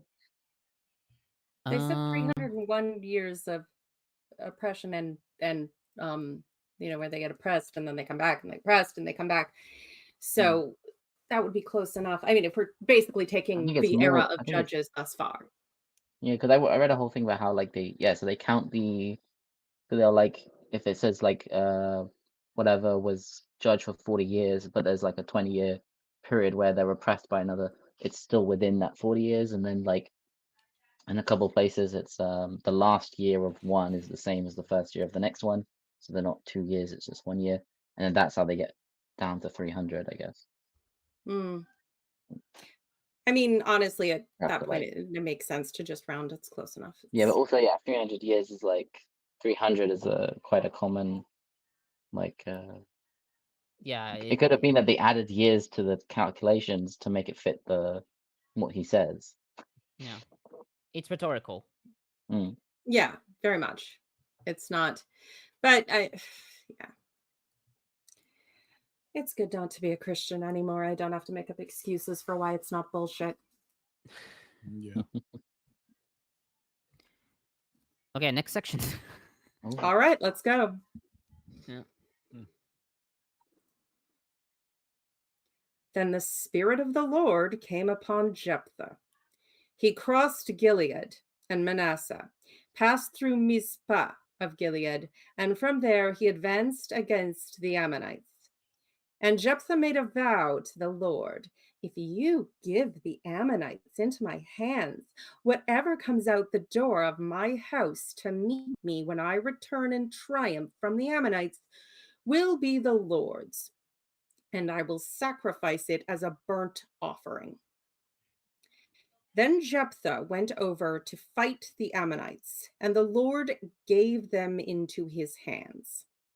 He devastated 20 towns from Aror to the vicinity of Minnith, as far as Abel Karamim. Thus Israel subdued Ammon. When Jephthah returned... No, that's a much better story, and even the villains aren't this fucked up in that one. When Jephthah returned to his home in Mizpah, who should come out to meet him but his daughter, dancing to the sound of tambourines? She was his only child. Except for her, he had neither son nor daughter. When he saw her, he tore his clothes and cried, "O my daughter, you have made me miserable and wretched, because I have made a vow to the Lord that I cannot break." "My father," she replied, "you have given your word to the Lord. Do to me just as you promised, now that the Lord has avenged you of your enemies, the Ammonites. But grant me this one request," she said. "Give me 2 months to roam the hills and weep with my friends, because I will never marry." "You may go," he said, and he let her go for 2 months. She and the girls went into the hills and bewailed her virginity. After the 2 months, she returned to her father, and he did to her as he had vowed, and she was a virgin. From this comes the Israelite custom that each year the young women of Israel go out for 4 days to commemorate the daughter of Jephthah the Gileadite. So, The word of the Lord, fuck him. Yeah. There's a lot to cover in this. So, from the end there kind of seems ideological. This whole story about Jephthah's daughter and sacrificing her, which goes through with it. And obviously, like, if you are of the position that God is all knowing, then God's an asshole. But if you're not, then this shouldn't be it's still a problem, but not as big of a problem because of the vow that he takes, that Jephthah takes. But also should be noted, so the very first verse here in this section, so verse 29, then the Spirit of the Lord came upon Jephthah. The Spirit of the Lord is very common in winning battles, and it's also very common in the Deuteronomistic history in general, not just for winning battles, but there's this section where God sends lying spirits to enemy prophets, and they start prophesying falsely. So this is probably is not the same spirit, but if we are to go with the idea that God can send out a plurality of spirits, and if they have the ability to change people's will, even their abilities, what have you, then it's not completely out of the question that this was kind of a setup from the point of the narrative, right? So you could say, like, well, Jephthah was he really how much of his own decision was he actually making? He was possessed by the Holy Spirit when he made a foolish vow that cost the life of his daughter. So it's still God's fault. Right, and the Holy Spirit is not best represented by a dove, but perhaps by a vulture. He obviously didn't have a lot of presence of mind. He was hoping that it would be his 14-month-old puppy, Cricket. Oh, well, topical.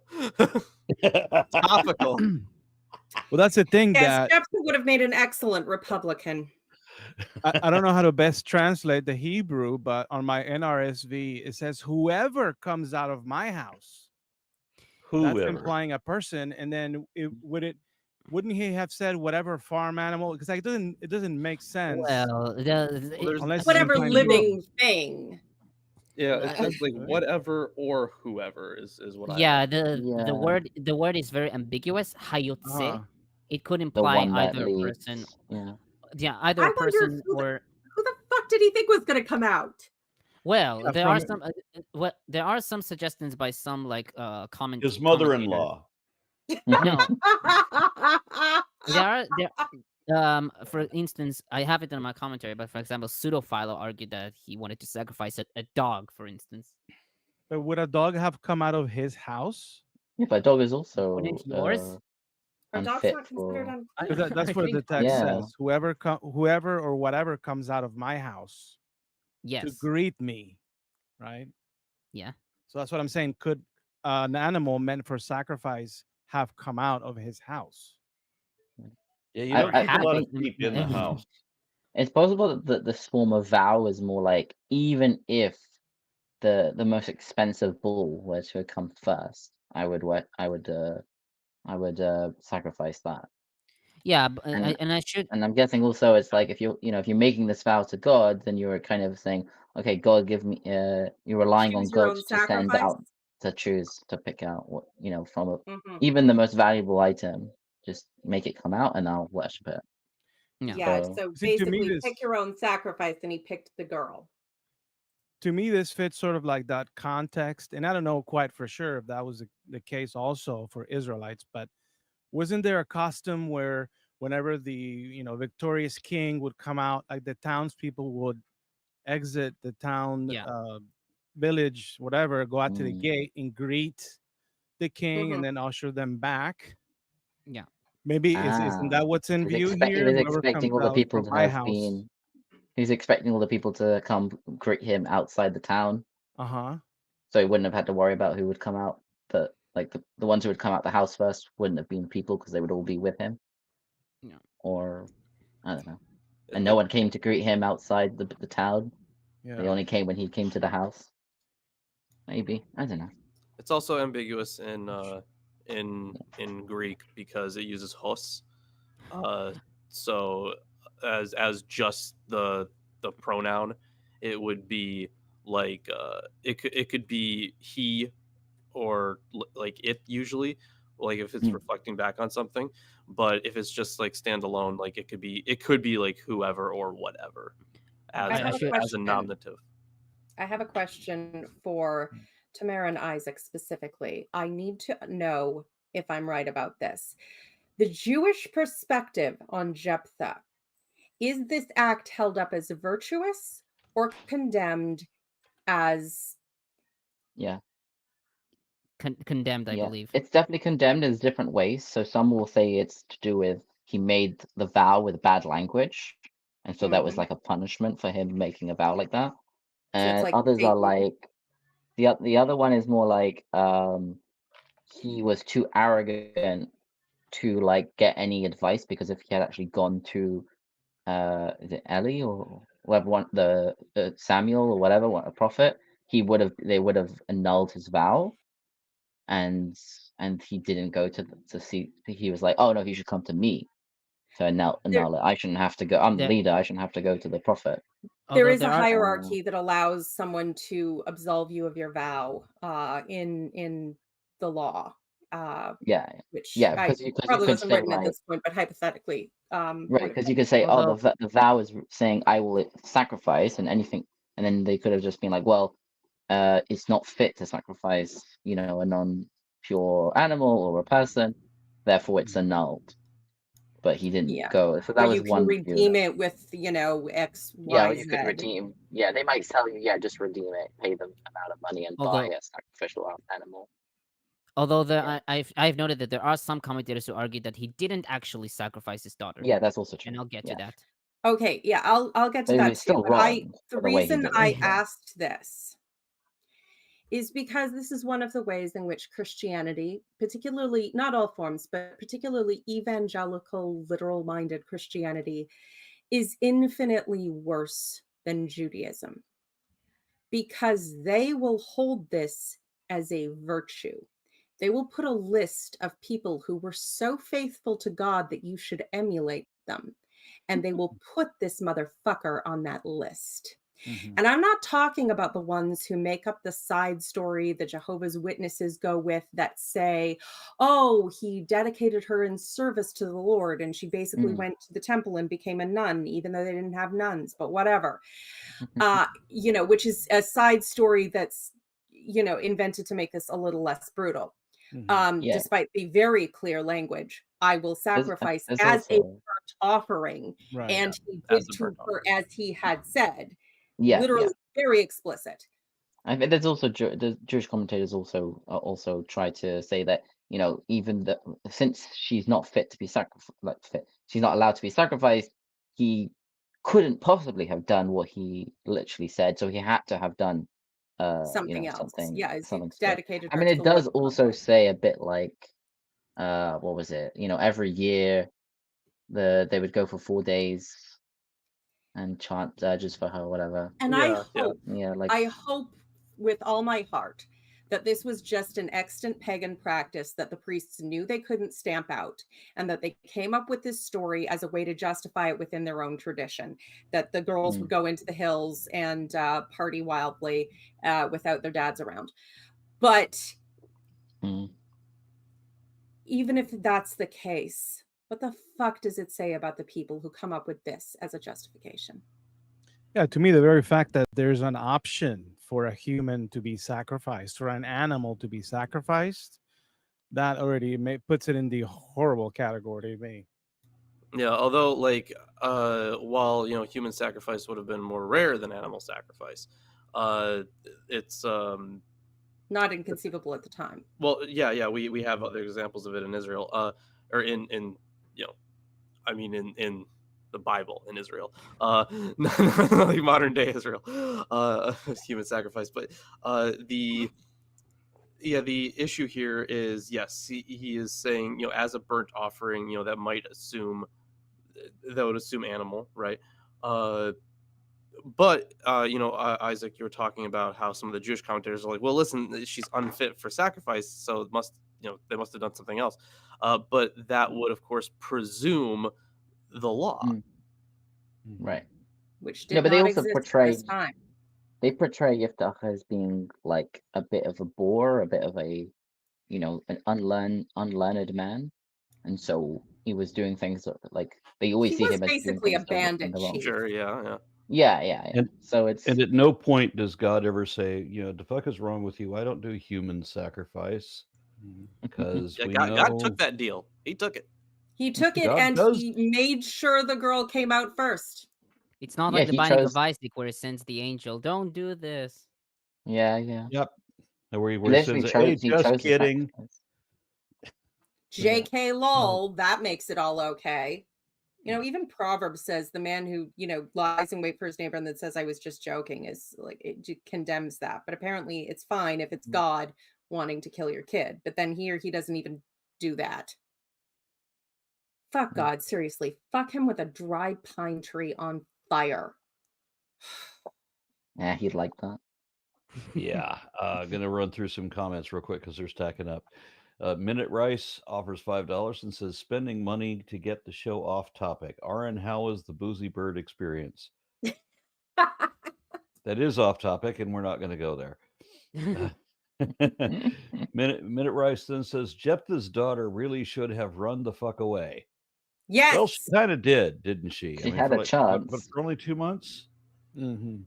I don't get that. And you're going to bemoan your virginity? Yeah, I hope she went to whatever the equivalent of Vegas was and rode all the dicks. Is the fact that she can't have sex because she's to be sacrificed, like part of the she's gonna die unmarried and die a virgin, and this is a sad thing. I'm sorry, during the 2 months that I was gone, I accidentally fell on a penis. Well, I You should just And don't now I tell can't be dad. It's not like sacrificed. you're going to get pregnant and find out later you're in trouble. I should Right. note Okay. that the word used betulai it could mean virginity, but some commentaries take a more nuanced approach, and I'll get to that. Yeah.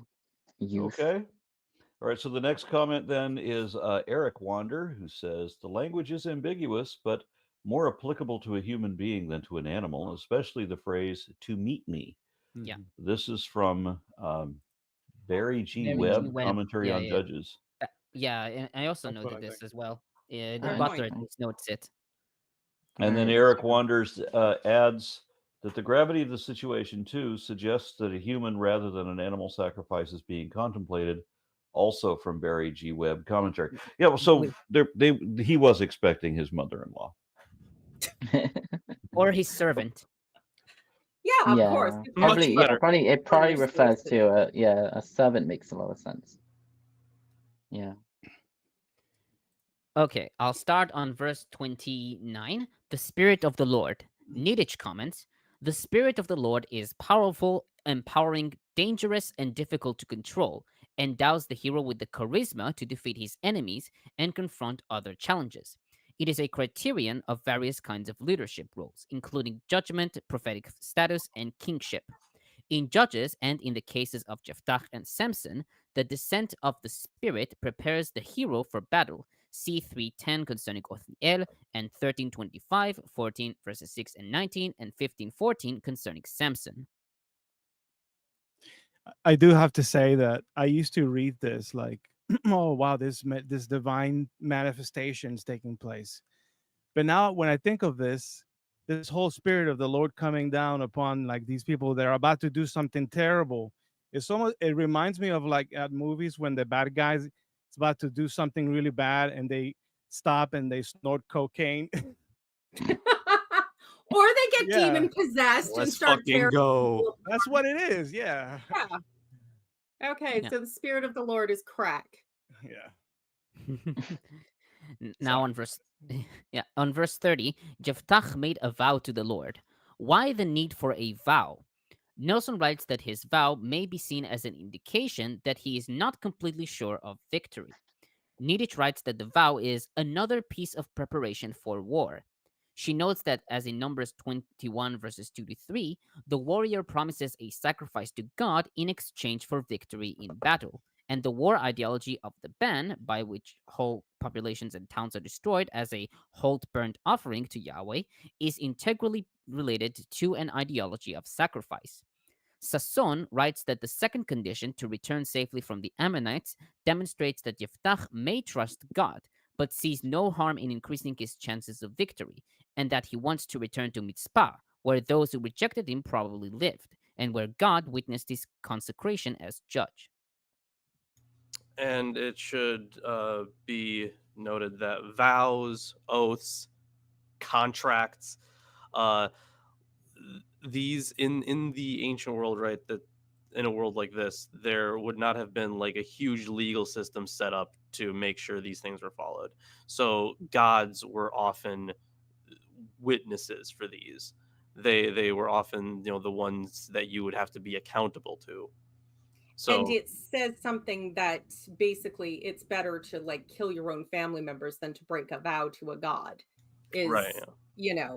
That the weight placed on them is, I guess, in line with how little they could actually be monitored or controlled.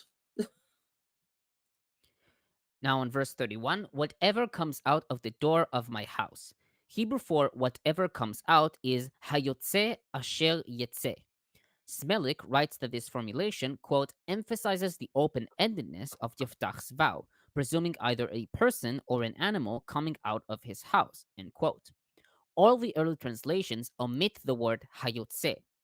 Fernández-Marcos writes, the omission from the Septuagint and Vulgate belongs to the field of translation technique, while the paraphrase of Peshitta and Targum belongs to the realm of exegesis, end quote.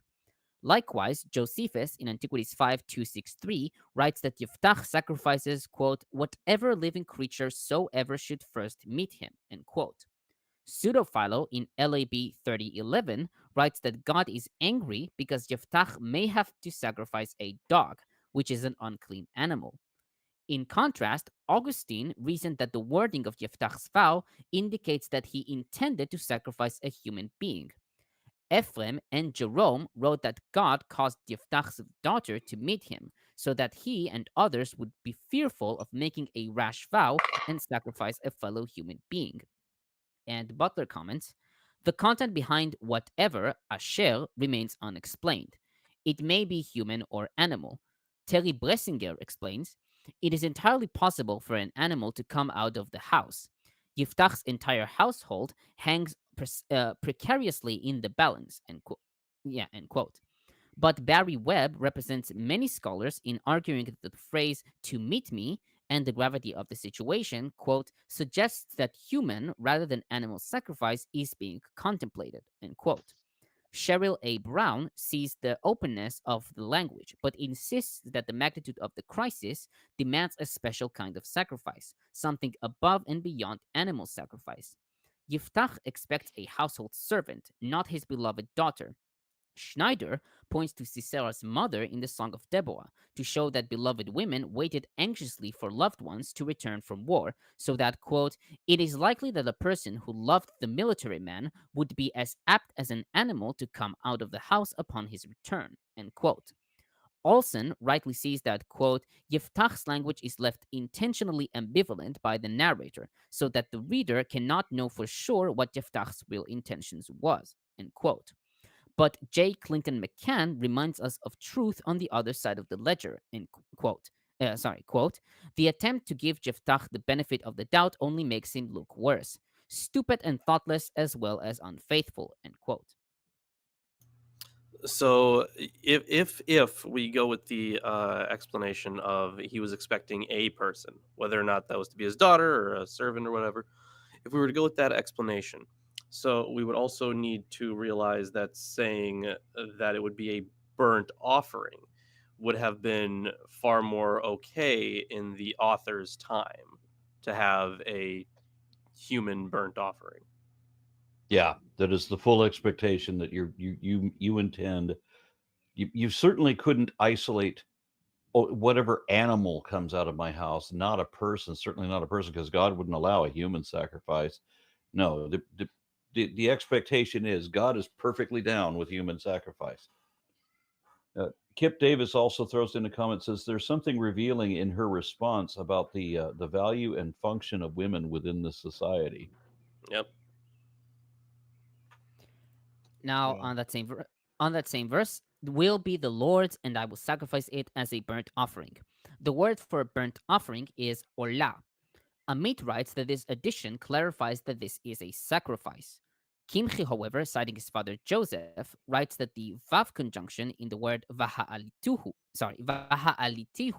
and I will sacrifice, should be understood as or, i.e., he shall be up for Yahweh, or I will sacrifice it as a burnt offering. And Niditch comments, the vow is another piece of preparation for war. As in Numbers 21, 2-3, the warrior promises a sacrifice of some sort to God in exchange for victory in battle. The war ideology of the ban, by which whole populations and towns are destroyed as a whole burnt offering to Yahweh, Deuteronomy 13:16, is integrally related to an ideology of sacrifice.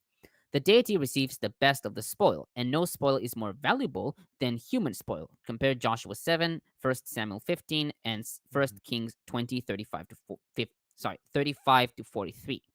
Much has been written in recent decades about the possibility that human sacrifice was practiced in ancient Israel. The authors of Genesis 22, the binding of Isaac, and this passage understand that all life is God's to bestow or take back. Later in the tradition, martyrdom comes to be understood as efficacious because on some level God accepts human sacrifice. Implicit in the war vows in Numbers 21, 2-3 and Judges 11:30 are threads in this deep mythological understanding of the way life works. And I think also the very fact that it was his only child makes it even more important. It's like he's given up more than like most people are willing to sacrifice Giving up his in order to lineage. get there. Yeah. Which almost implies that this is a fable with a moral rather than a thing that really happened. I fucking hope so. On verse 34, she was an only child, except for her he had neither son nor daughter. Hebrew Bible reads, the Masoretic text reads, en lo mimeno, except for him. Several commentators see this as a corruption caused by the preceding lo, for him, or the following ben, son. Fernández-Marcos writes that according to the Masora notes, aka Masora Parva, mimeno is read where mimena, except for her, would be expected. The technical term is svirin. Septuagint, Peshitta, and Targum also read except for her. Kimchi, however, proposed to read mimeno, except for him, plainly, and writes, perhaps Yiftach's wife had sons from another man before she married Yiftach, and Yiftach raised them in his house, and they were considered as his sons. But from him he did not have a son or daughter, except for her. End quote. Some commentators note the similarity between this event and the binding of Isaac, Genesis 22. Nelson, for example, writes, the Hebrew word yachid, only child, offers a connection, at least in a canonical sense, to the demand that Abraham sacrifice his only child, Genesis 22:2, where the same word is used. Here, the initiating causation is a human vow rather than a divine command, and the butchery is not halted but executed. Abraham is presented as a paragon of faith and obedience, Yiftach as an example of thoughtless unfaith. On verse 36, do to me just as you promised. Butler, signing Hueberi, writes that the daughter theologically legitimizes the sacrifice. Nelson writes that ancient readers, quote, would probably have been conflicted about the insistence of by both Yiftach and his daughter that the vow once made is irrevocable, end quote. This notion is attested in passages like Deuteronomy 23:22, 21 in the Old Testament, Numbers 33, which is 2 in the Old Testament, and Proverbs 20:25. He writes that Leviticus 27 verses 1 through 8, quote, might have allowed Yiftach to escape by appraising a monetary equivalent for a vowed person, end quote. Sasson notes Heinz Dieter Neef's opinion that the story here illustrates the consequence of the Deuteronomistic legislation.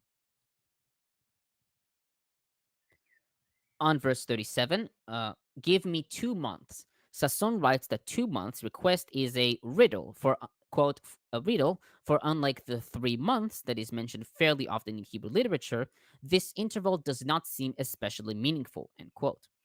Butler, however, writes that 2 months probably represents one of Israel's agricultural seasons, as seen on the Gezel calendar. On weep with my friends because I will never marry. Hebrew Bible reads, I shall weep for my betulai, myself and my friends. The word betulai is commonly understood to mean my virginity, as seen in early translations. Some commentators, however, take a more nuanced approach. Butler, for example, writes, the term designates a girl under the guardianship of her father, according to John H. Walton. Or, according to Hueberi, it describes, quote, a sexually available woman about to be transferred from the realm of her father, end quote. Butler notes that the term recognizes the desire to, quote, realize the joy of motherhood, the natural longing of women, particularly in this ancient cultural context, end quote. Schneider disagrees, quote, the assumption that Yiftach's daughter's distress is rooted in her lack of children is unfounded and goes against the pattern of women in the book thus far. The emphasis on what she was missing lies not with what she could have created, but those aspects of life that she would never have a chance to experience. The stress repeatedly on what she was missing emphasizes sexual experience, end quote. Niditch, citing Peggy Day, writes that Betula always refers to, quote, a nubile woman, a youth who has not yet taken on responsibilities of wife and mother, end quote. She further writes, quote, the women in the ritual are mourning at the end of their old status as daughters while preparing for the new status with the full range of female adult responsibilities, end quote.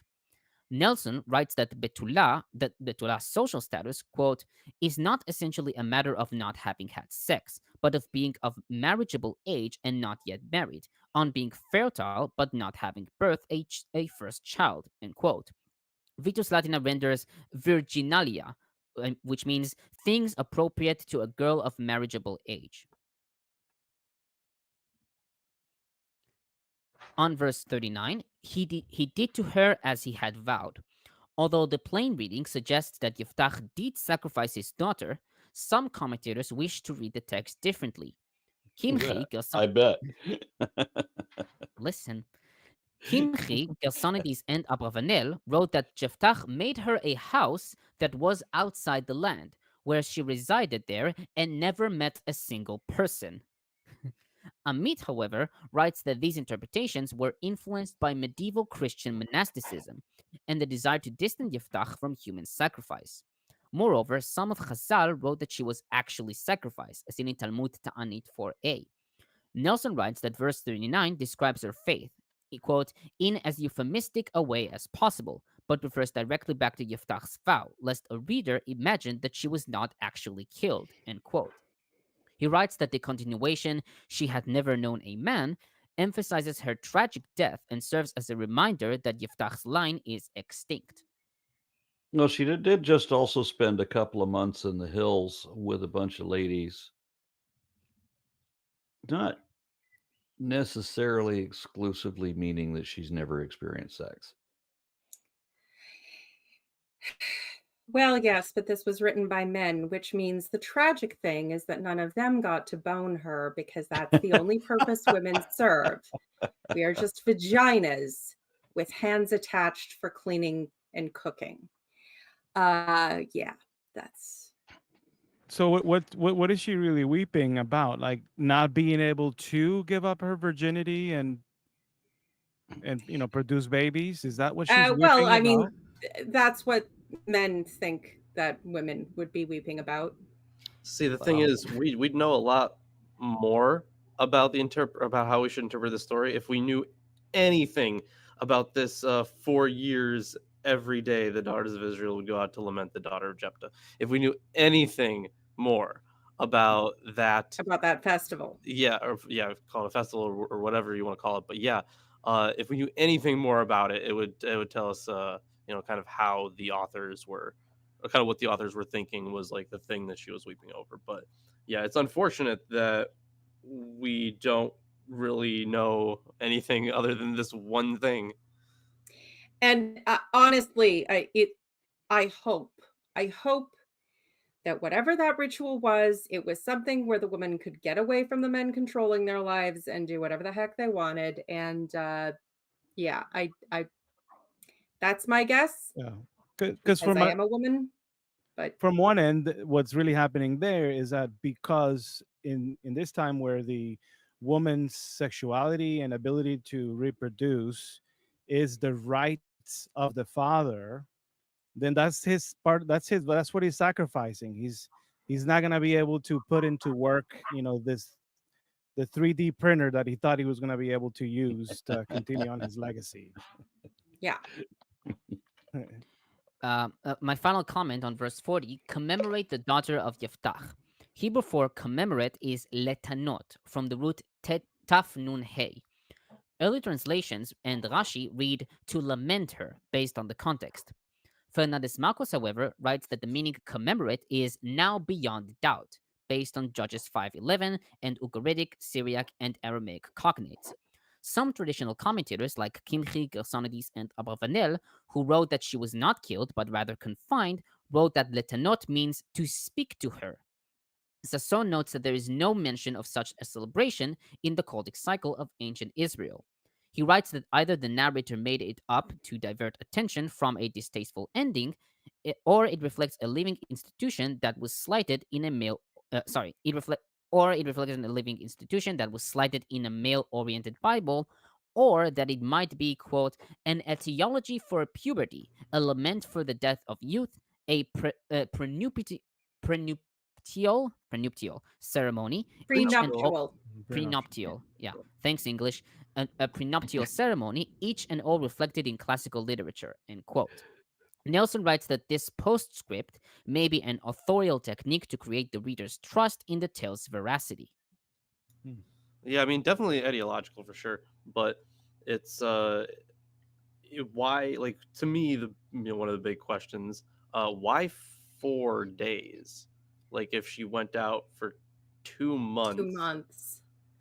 Well, I mean, they could hardly have all the girls run into the woods for 2 months every year. But yeah, this very much sounds like a female ritual that men were hopefully not involved in, allowed to be Maybe. involved in, and probably didn't want to acknowledge or know anything about. Oh, okay. Okay, crazy idea. All right. So what if this was like, a specifically female ritual, right? Where they would do Mhm. this on their own, but then the guys would be like, "Man, it's felt like it's been 2 months since I've had sex." So like they now No, kind but of the maidens. exaggerate this ritual Yeah. as to just being like, they don't know what they're, off doing for these 4 days.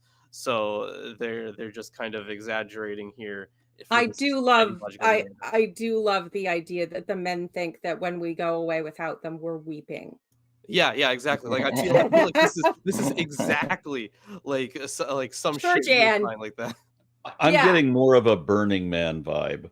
Yeah. No, we will tell you we are bewailing our virginity. Because that suits male egos, and then they leave us the fuck alone. It was just an emo phase, and we were going to woods to like sing sad songs. Didn't it Okay, transform into a tradition that we now call Rumspringa? I'm just wondering. I don't know. We got a comment from Hasselklass 56 who says, "Servant or slave? There is a notion on how God sees sacrifices of is there a notion on how God sees sacrifices of slaves?" I don't think so. Not sure. Yeah. I've not Yeah. heard And then anything Kip specific. throws in a couple of comments and said, "If she had sex, she would have been transferred to the man she had sex with. This is how coupling worked in ancient Israel. You become his property." And That's then what he marriage adds, is. the social structures simply prevented women from just doing whatever they wanted. See, I kind of wonder what Kip's thoughts are on my hypothesis. On the Burning Man festival? No, on the one where the dudes are just really upset that they haven't had sex in a long time, so they need to explain why the hell women go away for 4 days. But it's not the women; it's the maidens. It's the young girls. Well, the daughters of Israel. Mm-hmm. Yeah, but it seems to be a young woman. It could be something to mark the, Yeah, when you you're start right. That's the menses daughter. or whatever. Right. Yeah, I was just okay. So the translation I was looking at says. All right, are we maidens, but ready then to it move says- on to the next chapter? Yes, we it's should. also short, 15. Yeah, it it's covers short. the minor judges as well. Yes, and then next week, Samson time. Yeah, the original alpha male. Oh my god. Because he is. Okay. Why are we surprised that this sort of toxicity is stemming right from the Bible? Oh, I don't know. yeah. I think he's more of a himbo than an alpha. Like, All right. Okay, himbos are seriously better than, All right, I will read. "The men of Ephraim were called to arms, and they crossed Zaphon and said to Jephthah, 'Why did you cross over to fight the Ammonites and did not call us to go with you? We will burn your house down over you.' And Jephthah said to them, 'My people and I were engaged in conflict with the Ammonites who oppressed us severely. But when I called you, you did not deliver me from their hand. When I saw that you would not deliver me, I took my life in my hand and crossed over against the Ammonites, and the Lord gave them into my hand. Why then have you come up to me this day to fight against me?' Then Jephthah gathered all the men of Gilead and fought with Ephraim. And the men of Gilead defeated Ephraim, because they said, 'You are fugitives from Ephraim, you Gileadites, in the heart of Ephraim and Manasseh.' Then the Gileadites took their fords of the Jordan against the Ephraimites. Yeah. Whenever the fugitives of Ephraim said, let me go over. The men of Gilead would say to him, fuck you. No, I'm sorry. Say to him, are you Ephraimite? And when he said no, they said to him, then say Shibboleth. And he would say Sibboleth, for he could not pronounce it right. I'm so glad I was able to read both of those. And then they seized him and killed him with the fords of the Jordan. At the fords of the Jordan, 42,000 of the Ephraimites fell at that time. Jephthah judged Israel for 6 years. Then Jephthah the Gileadite died and was buried in his town in Gilead. After him, Ibzam of Bethlehem judged Israel.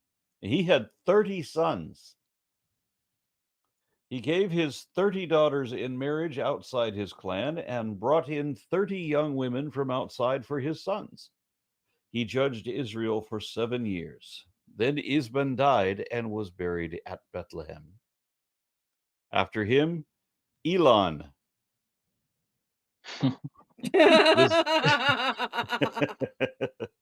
Elon the Zebulunite judged Israel, and he judged Israel for 10 years. Then Elon the Zebulunite died, and he was buried at Aijalon in the land of Zebulun. Ayalon. After him, Abdon, son of Hillel, the Pirathonite, Pirathonite. judged it. What? Pirathonite. Pirathonite. Okay, Yeah. Pirathonite. He had 40 sons, because his women and assorted concubines are just an assembly line. Okay, he had 40 sons and 30 grandsons who rode on 70 donkeys. He judged Israel for 8 years. Then Abdon, son of Hillel the Pirathonite, died and was buried at Pirathon in the land of Ephraim, in the hill country of the Amalekites. Yeah, so a couple things I want to note here. So these minor judges and the ones from before Jephthah, they all have the same thing where they are not being raised by God to judge. So it's likely that these judges themselves came from the same source. Like whatever source the Deuteronomistic historian had, those would have been the same source. So because it stands in contrast to the other stuff, or the other judges and how they were raised up. So that's number one. But number two, the whole shibboleth and sibboleth thing, right? Because they pronounce it differently, different regional dialects. I remember that I think it was for the movie Batman and Jesus. I think David Fitzgerald played the guy who was like, "Oh yeah, we'll say shibboleth," and it was a pretty funny scene. And it was I mean, the whole movie was fun to shoot for part of it, but for the small part that I was in. That I helped. I mean, is that just like a speech impediment that? No, it's just I it's think just a regional region pronunciation. dialect. Yeah. Yeah, but I- you still think they would be able to, like, if you say to them, say shibboleth, and then they say, and Yeah, then they wouldn't they just say the thing that they just heard? No, yeah. not necessarily, because certain sounds are not Yeah, produced you in don't even certain notice. languages and dialects, and so you lose the ability to easily procure the Oh, okay. specific That's a good linguistic point. thing. Yeah. Good point. Actually, tell the Americans here, say Yulia. Yulu? Yeah, there you go, Yulia. Yulia. Eula. Yeah, no, y'all suck. Okay. No. that's Yeah, it's definitely a the, type of that's the L. Russian for Julia. Yulia. Yeah, Julia. Julia. So No, it's that you I guys would have Julia. thought. you're including an I. There's it's Yulia, not Yulia. It's Yulia. The I L would've- is different entirely. I would have thought that you when you're told to pronounce a word, that you would attempt to pronounce it the way you heard it. But I remember when my mother was trying to learn Spanish on Duolingo, and the Texas hillbilly country hick Grassy accent ass. that she didn't normally speak with came out. So it was as if she was consciously saying everything wronger than she normally would have said it. It was not like what she heard. Se habla español. Si hablas español. Sometimes, yeah, and then certain forms of Castilian Spanish, everyone speaks as though they have a lisp because, Yeah. they imitated King long ago who had a lisp, and now it's just a standard. There's the certain Asian languages, the L and R sound end up reversed from an English pronunciation. And so Yeah. you can tell but they always go directly opposite from what's written to the sound, and there's something different in the way the ear is trained from infancy. I mean, that's obviously far more So I'm trying to diverse than the explain to regional her. accent here. I was trying to explain like- to her that you don't understand people who speak English, but it's not their first language because they have an accent. Will you listen to how badly you pronounce everything? Yeah, I guess it's kind of like if Boston were to rebel against the United States, and then they would be like, say, car park. Boston. Okay, Okay. I'll start my commentary. On verse 2, I and my people were engaged in a great struggle with the Ammonites. Hebrew Bible literally reads, I was a man of strife, I and the people and the Ammonites very much. This reading is attested in the Vaticanus, Vulgate, Peshitta, and Targum. However, Alexandrinus, Vitus Latina, and Syrohexapla have the addition, they oppressed me, and the Ammonites oppressed me greatly. This reading is supported by Amit and Nelson. Fernández-Marcos writes, it is quite possible that Vaticanus is supporting a volage inuni, which could easily have been lost by haplography after the similarly written Ammon. On verse 4, because the Ephraimites had said, you Gileadites are renegades from Ephraim and Manasseh. Hebrew Bible reads, for they said remnants of Ephraim, you are Gilead inside Ephraim, inside Manasseh, literally. Several commentators try to understand what this means. Rashi, following the Targum, writes that the remnants of Ephraim were, quote, the lowliest in Ephraim, who would mock Gilead, saying, of what significance are you, Gilead, among Ephraim and Manasseh, end quote. Amit notes Kaufman's interpretation that the remnants of Ephraim is a pejorative for the Gileadites, who were remnants from Mount Ephraim. By this interpretation, the Ephraimites are the speakers, and they describe the Gileadites as fugitives.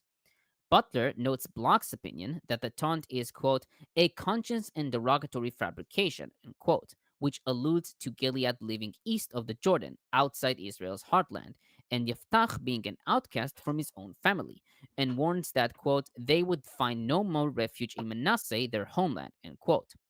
Likewise, Niditch writes that verse 4, quote, appears to include an accusation or taunt hurled at the Gileadites by the Ephraimites, end quote. Nelson describes this clause as a tribal taunt, and that we lack the cultural competence fully to grasp this twofold taunt.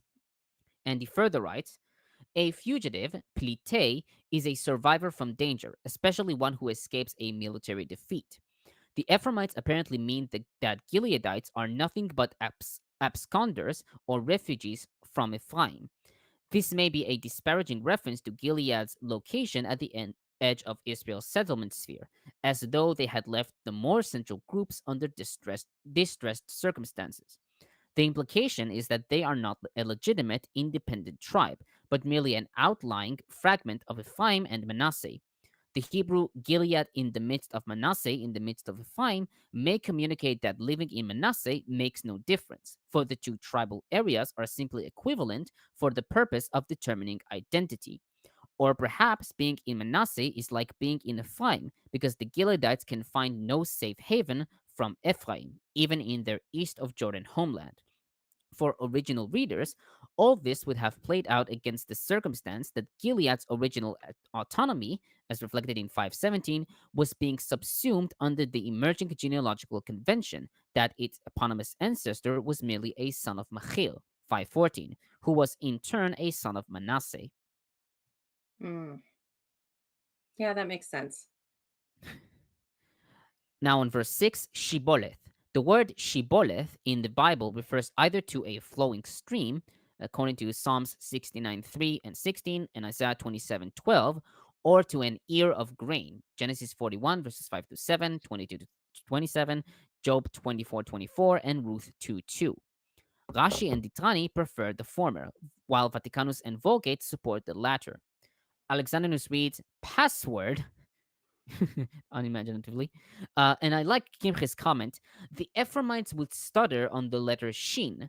Perhaps the air of their land was causing this, much like how the French people cannot understand how to read Shin and read it as a weak taf. Oh,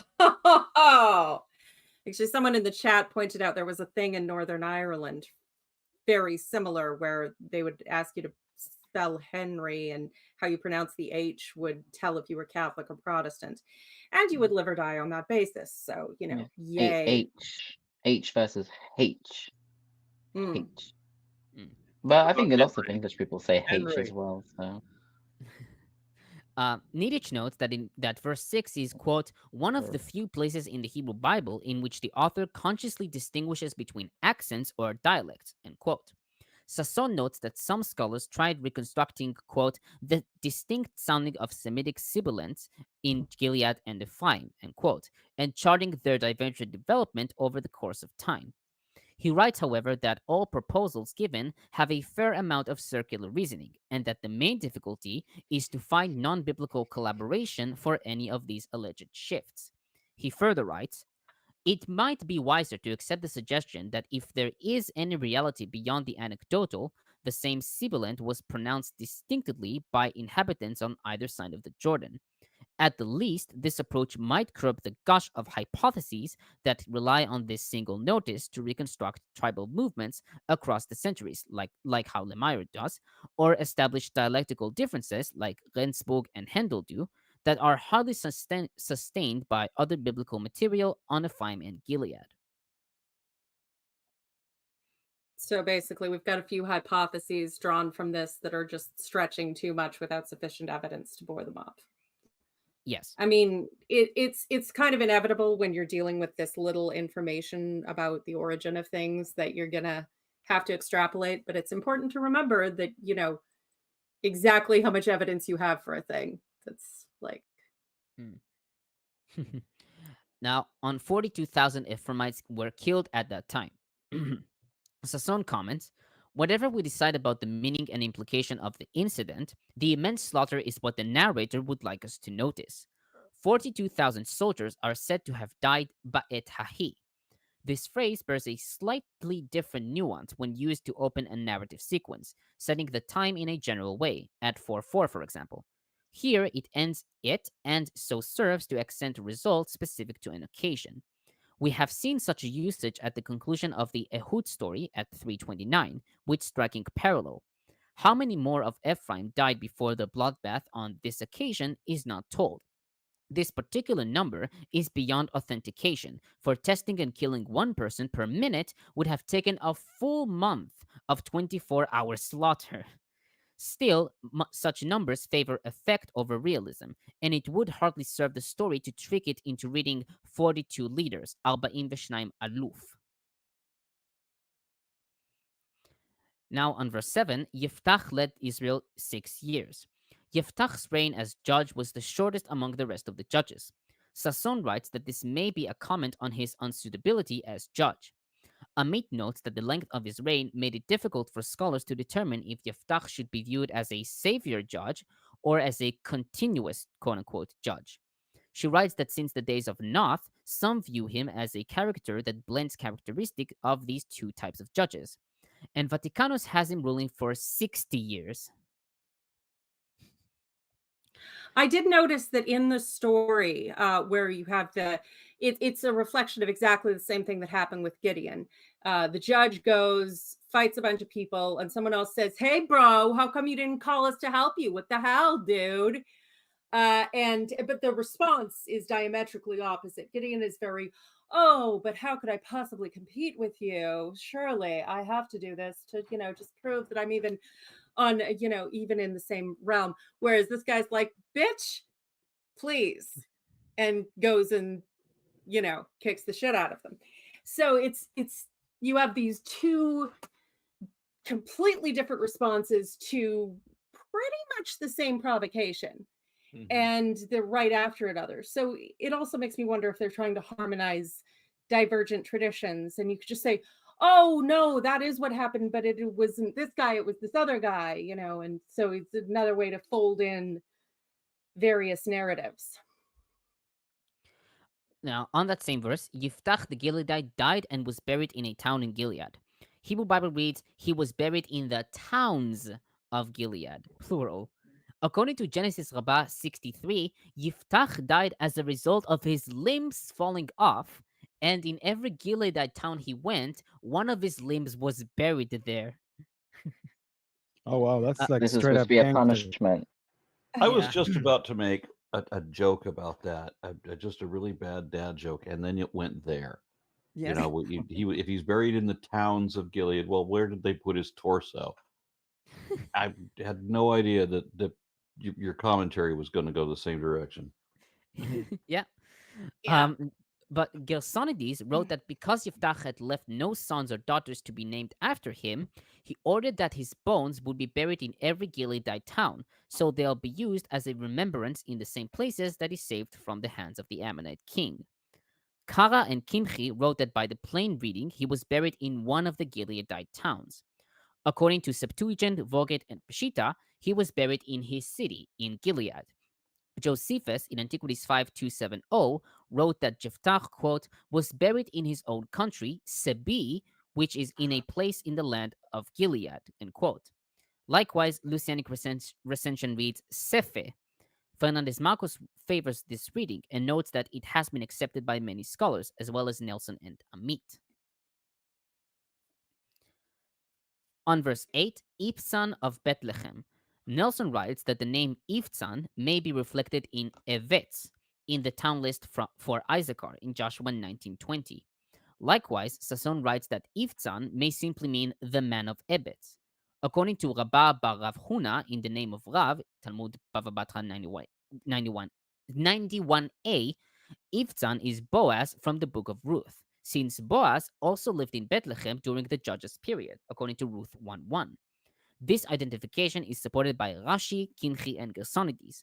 The Bethlehem mentioned here could refer to Bethlehem in Zebulun, seen in Joshua 19:15, which is favored by Amit and Nelson, but some have identified it with Bethlehem in Judah, such as Josephus in Antiquities 5271 and Bloch cited by Butler.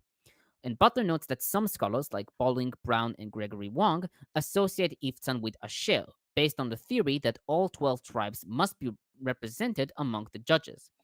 Sasson writes that, quote, it would not be productive to dismiss or defend any suggestion. On verse 9, he gave his daughters away in marriage to those outside his clan. The term used to describe the marriage of his daughters is he sent outside, in Hebrew, shilach hachutza. Sasson writes that this term is idiomatic for creating marriages outside one's family and clan. Butler notes that Ibzan does what Solomon will later do, marrying off his children to make political alliances, 1 Kings 11, 1-13. He notes that while some scholars viewed it positively, he writes that, quote, the marriages represent good politics but bad religion, just as in the later case of Solomon, end quote. Niditch writes that the emphasis on the exchange of women is a theme important to the larger book, as seen in Achsa, Yiftach's daughter, and the stolen wives of chapter 21. She further writes, the judge's capacity to arrange for such exchanges on a large scale testifies to his status. The contrast between bringing women in from outside and sending women outside suggests exogamous arrangements, but it is unclear how far outside the group the author implies. On verse When 11, you realize how poorly they looked on marrying outside your clan and how small some of these clans were, you start to understand why they had every conceivable degree of incest outlined in the Torah. Now on verse 11, Elon the Zebulunite. Elon's name appears in the genealogy list of Zebulun, seen in Genesis 14 and Numbers 26:26. Amit writes that the absence of any details regarding Elon, besides his burial place, which has a name similar to his, strengthens the opinion that Elon was not a historical person, but a personification of a Zebulunite family. On verse 13, Abdon son of Hillel from Pirathon. Nelson writes that the name Abdon has a reflex in the town Abdon in Asher, found in Joshua 21:30 and 1 Chronicles 6:59, which is 7:4 in the Old Testament, which is corrupted to Hebron in Joshua 19:28, and perhaps suggests that traditions about Abdon were associated with multiple cities, with multiple sites. Pirathon appears in the list of David's heroes, seen in 2 Samuel 23:30, 1 Chronicles 11:31, and 27:14, and it is generally associated with Far Atta, 6 miles southwest of Shechem. Alexandrinus reads Labdon, son of Selem, and Peshita Akron, son of Hilian. On verse 14, Kimchi writes that the notice on verse 14 indicates Abdon's greatness, that from his sons and daughters, richness and greatness.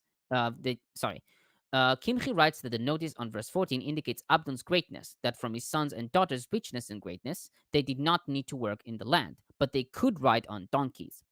Butler notes that Abdon resembles Yair in this way, which provides evidence of the royal type power over the region, but according to Younger, provides parodies of kingship. He further writes, the question has to be raised whether mention of such possessions refers to a positive position in the community or a selfish accumulation of goods at the expense of those he judged, quote unquote. Bludorn sees the, quote, focus on the rulership rather than on the rest or peace achieved, thus implying an unsuccessful rulership, end quote. He also finds that the geographical development implies, quote, Israel's increased dominance by foreign nations. It appears, therefore, that the land becomes increasingly useless for the Israelites, and that the Israelites even lose portions of the promised land, end quote. Bloch thinks, quote, periods of oppression were interspersed with periods of prosperity and political independence for Israel, end quote. Brown sees the mention of children and grandchildren as indicating that, quote, Abdon was blessed by the Lord and he had a wide area of influence and jurisdiction, end quote. The element of kingship, I just wanted to, with the donkeys and the riding of the donkeys, because it's, later the king riding a donkey is an associated motif here. Do we know when or how that came about and why a donkey instead of a horse? Because when David sets up one of his sons, the son Solomon to be king instead of, I think it's Abijah, he sends him out to be, taken on the royal donkey as a sign to all the people that this is the right king. Well, donkey was regarded as high status as well. Yeah, It's a lot more common as well. So this would be like the riches, right? So not only does he have like a whole bunch of kids, they all have their own donkeys. No. So it's kind of like they all have their own Mercedes. Yeah. They're also grown enough. He was able to see them old enough to ride donkeys by themselves. Is it an also significant of like times of peace? Like they're not like actively waging war, but rather just chilling, maybe. Well, you wouldn't want to ride around with high status, valuable things if you were in a time of war and we're on the bad end of that. But rich kids have never been known to be all that sensible, so I don't know how far you should take that assumption. Now, finally, on verse 15, in Ephraim in the hill country of the Amalekites, Amit writes that the mention of the Amalekite hill country in Ephraim is extraordinary. Butler, citing Bloch, writes, quote, perhaps the Amalekites had left their mark on this region during the earlier period of oppression prior to Gideon's acts of deliverance, end quote. Sasson proposed that either this conveys triumph against the Amalekites or it is a sinister signal. Alexandrinus has in the hill country of Lanak, Vitus Latina and the Lucianic recension has the land of Selem. Fernández-Marcos notes that based on this, some scholars propose to amend the Masoretic text to read Be'eretz Sha'alim, with Sha'alim being mentioned in 1 Samuel 9:4. He writes, however, that the Lucianic recension seems to be secondary, trying to draw meaning from the context and a confusing geography. That's it for my commentary. All right. No, Yay! yeah, I am going to obviously we can't go to the next chapter because I have to bail. I just put a link in for it for a Recovering from Religion fundraiser. So at the top of the hour, I'll be over there. Awesome. Yeah, and I will be back on later this evening as well. Anybody else have anything to say before we close up? Yeah. From this point, we have 2 commentaries short, at least for me. We don't have the Armenia and we don't have Sasson, so 4 commentaries it is. 4 commentaries only. However, will we survive? Well, I'm in fairness, less elevated. Perhaps someone in the chat was wondering if Samson is basically Gaston from Beauty and the Beast. Oh, and by the way, Belle chose the bear. Chose the bear, absolutely, and it was the Good. right choice. Very good, very good. Now I'm gonna hopefully I can get my big projects done, so that way I can read through some papers that I have set up for Samson, and then I also want to do something like a presentation thing for once we get to Ruth. Oh, Ruth. Yeah. And you're not Yeah, going I to don't invite know. people to the Discord server, Lawrence? Are you forgetting Yeah, something? damn straight I do. Yeah. The Discord, if you haven't subscribed to Milwaukee Atheists, you're a bozo, so you should probably subscribe to Milwaukee Atheists and stop being a bozo. That's You don't have to be from Milwaukee to join the Discord. Yeah. true. Also, before we go, I have to note that Origen wrote that the apparent ask cruelty you. of the sacrifice of Yiftach's daughter begs for spiritual explanation, which is found in its symbolism of the shedding of the blood of the martyrs. Bye-bye, everybody. The closest I I can know get to Well, thank you for that. All right. I'm gonna go vomit. Bye.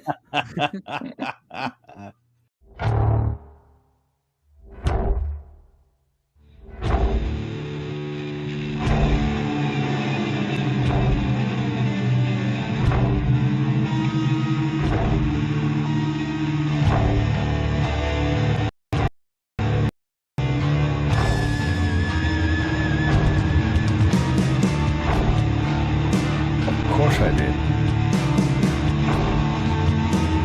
You really think, Tomer, that I'd risk messing with Lawrence and not posting the Discord? No. I'm smarter than that.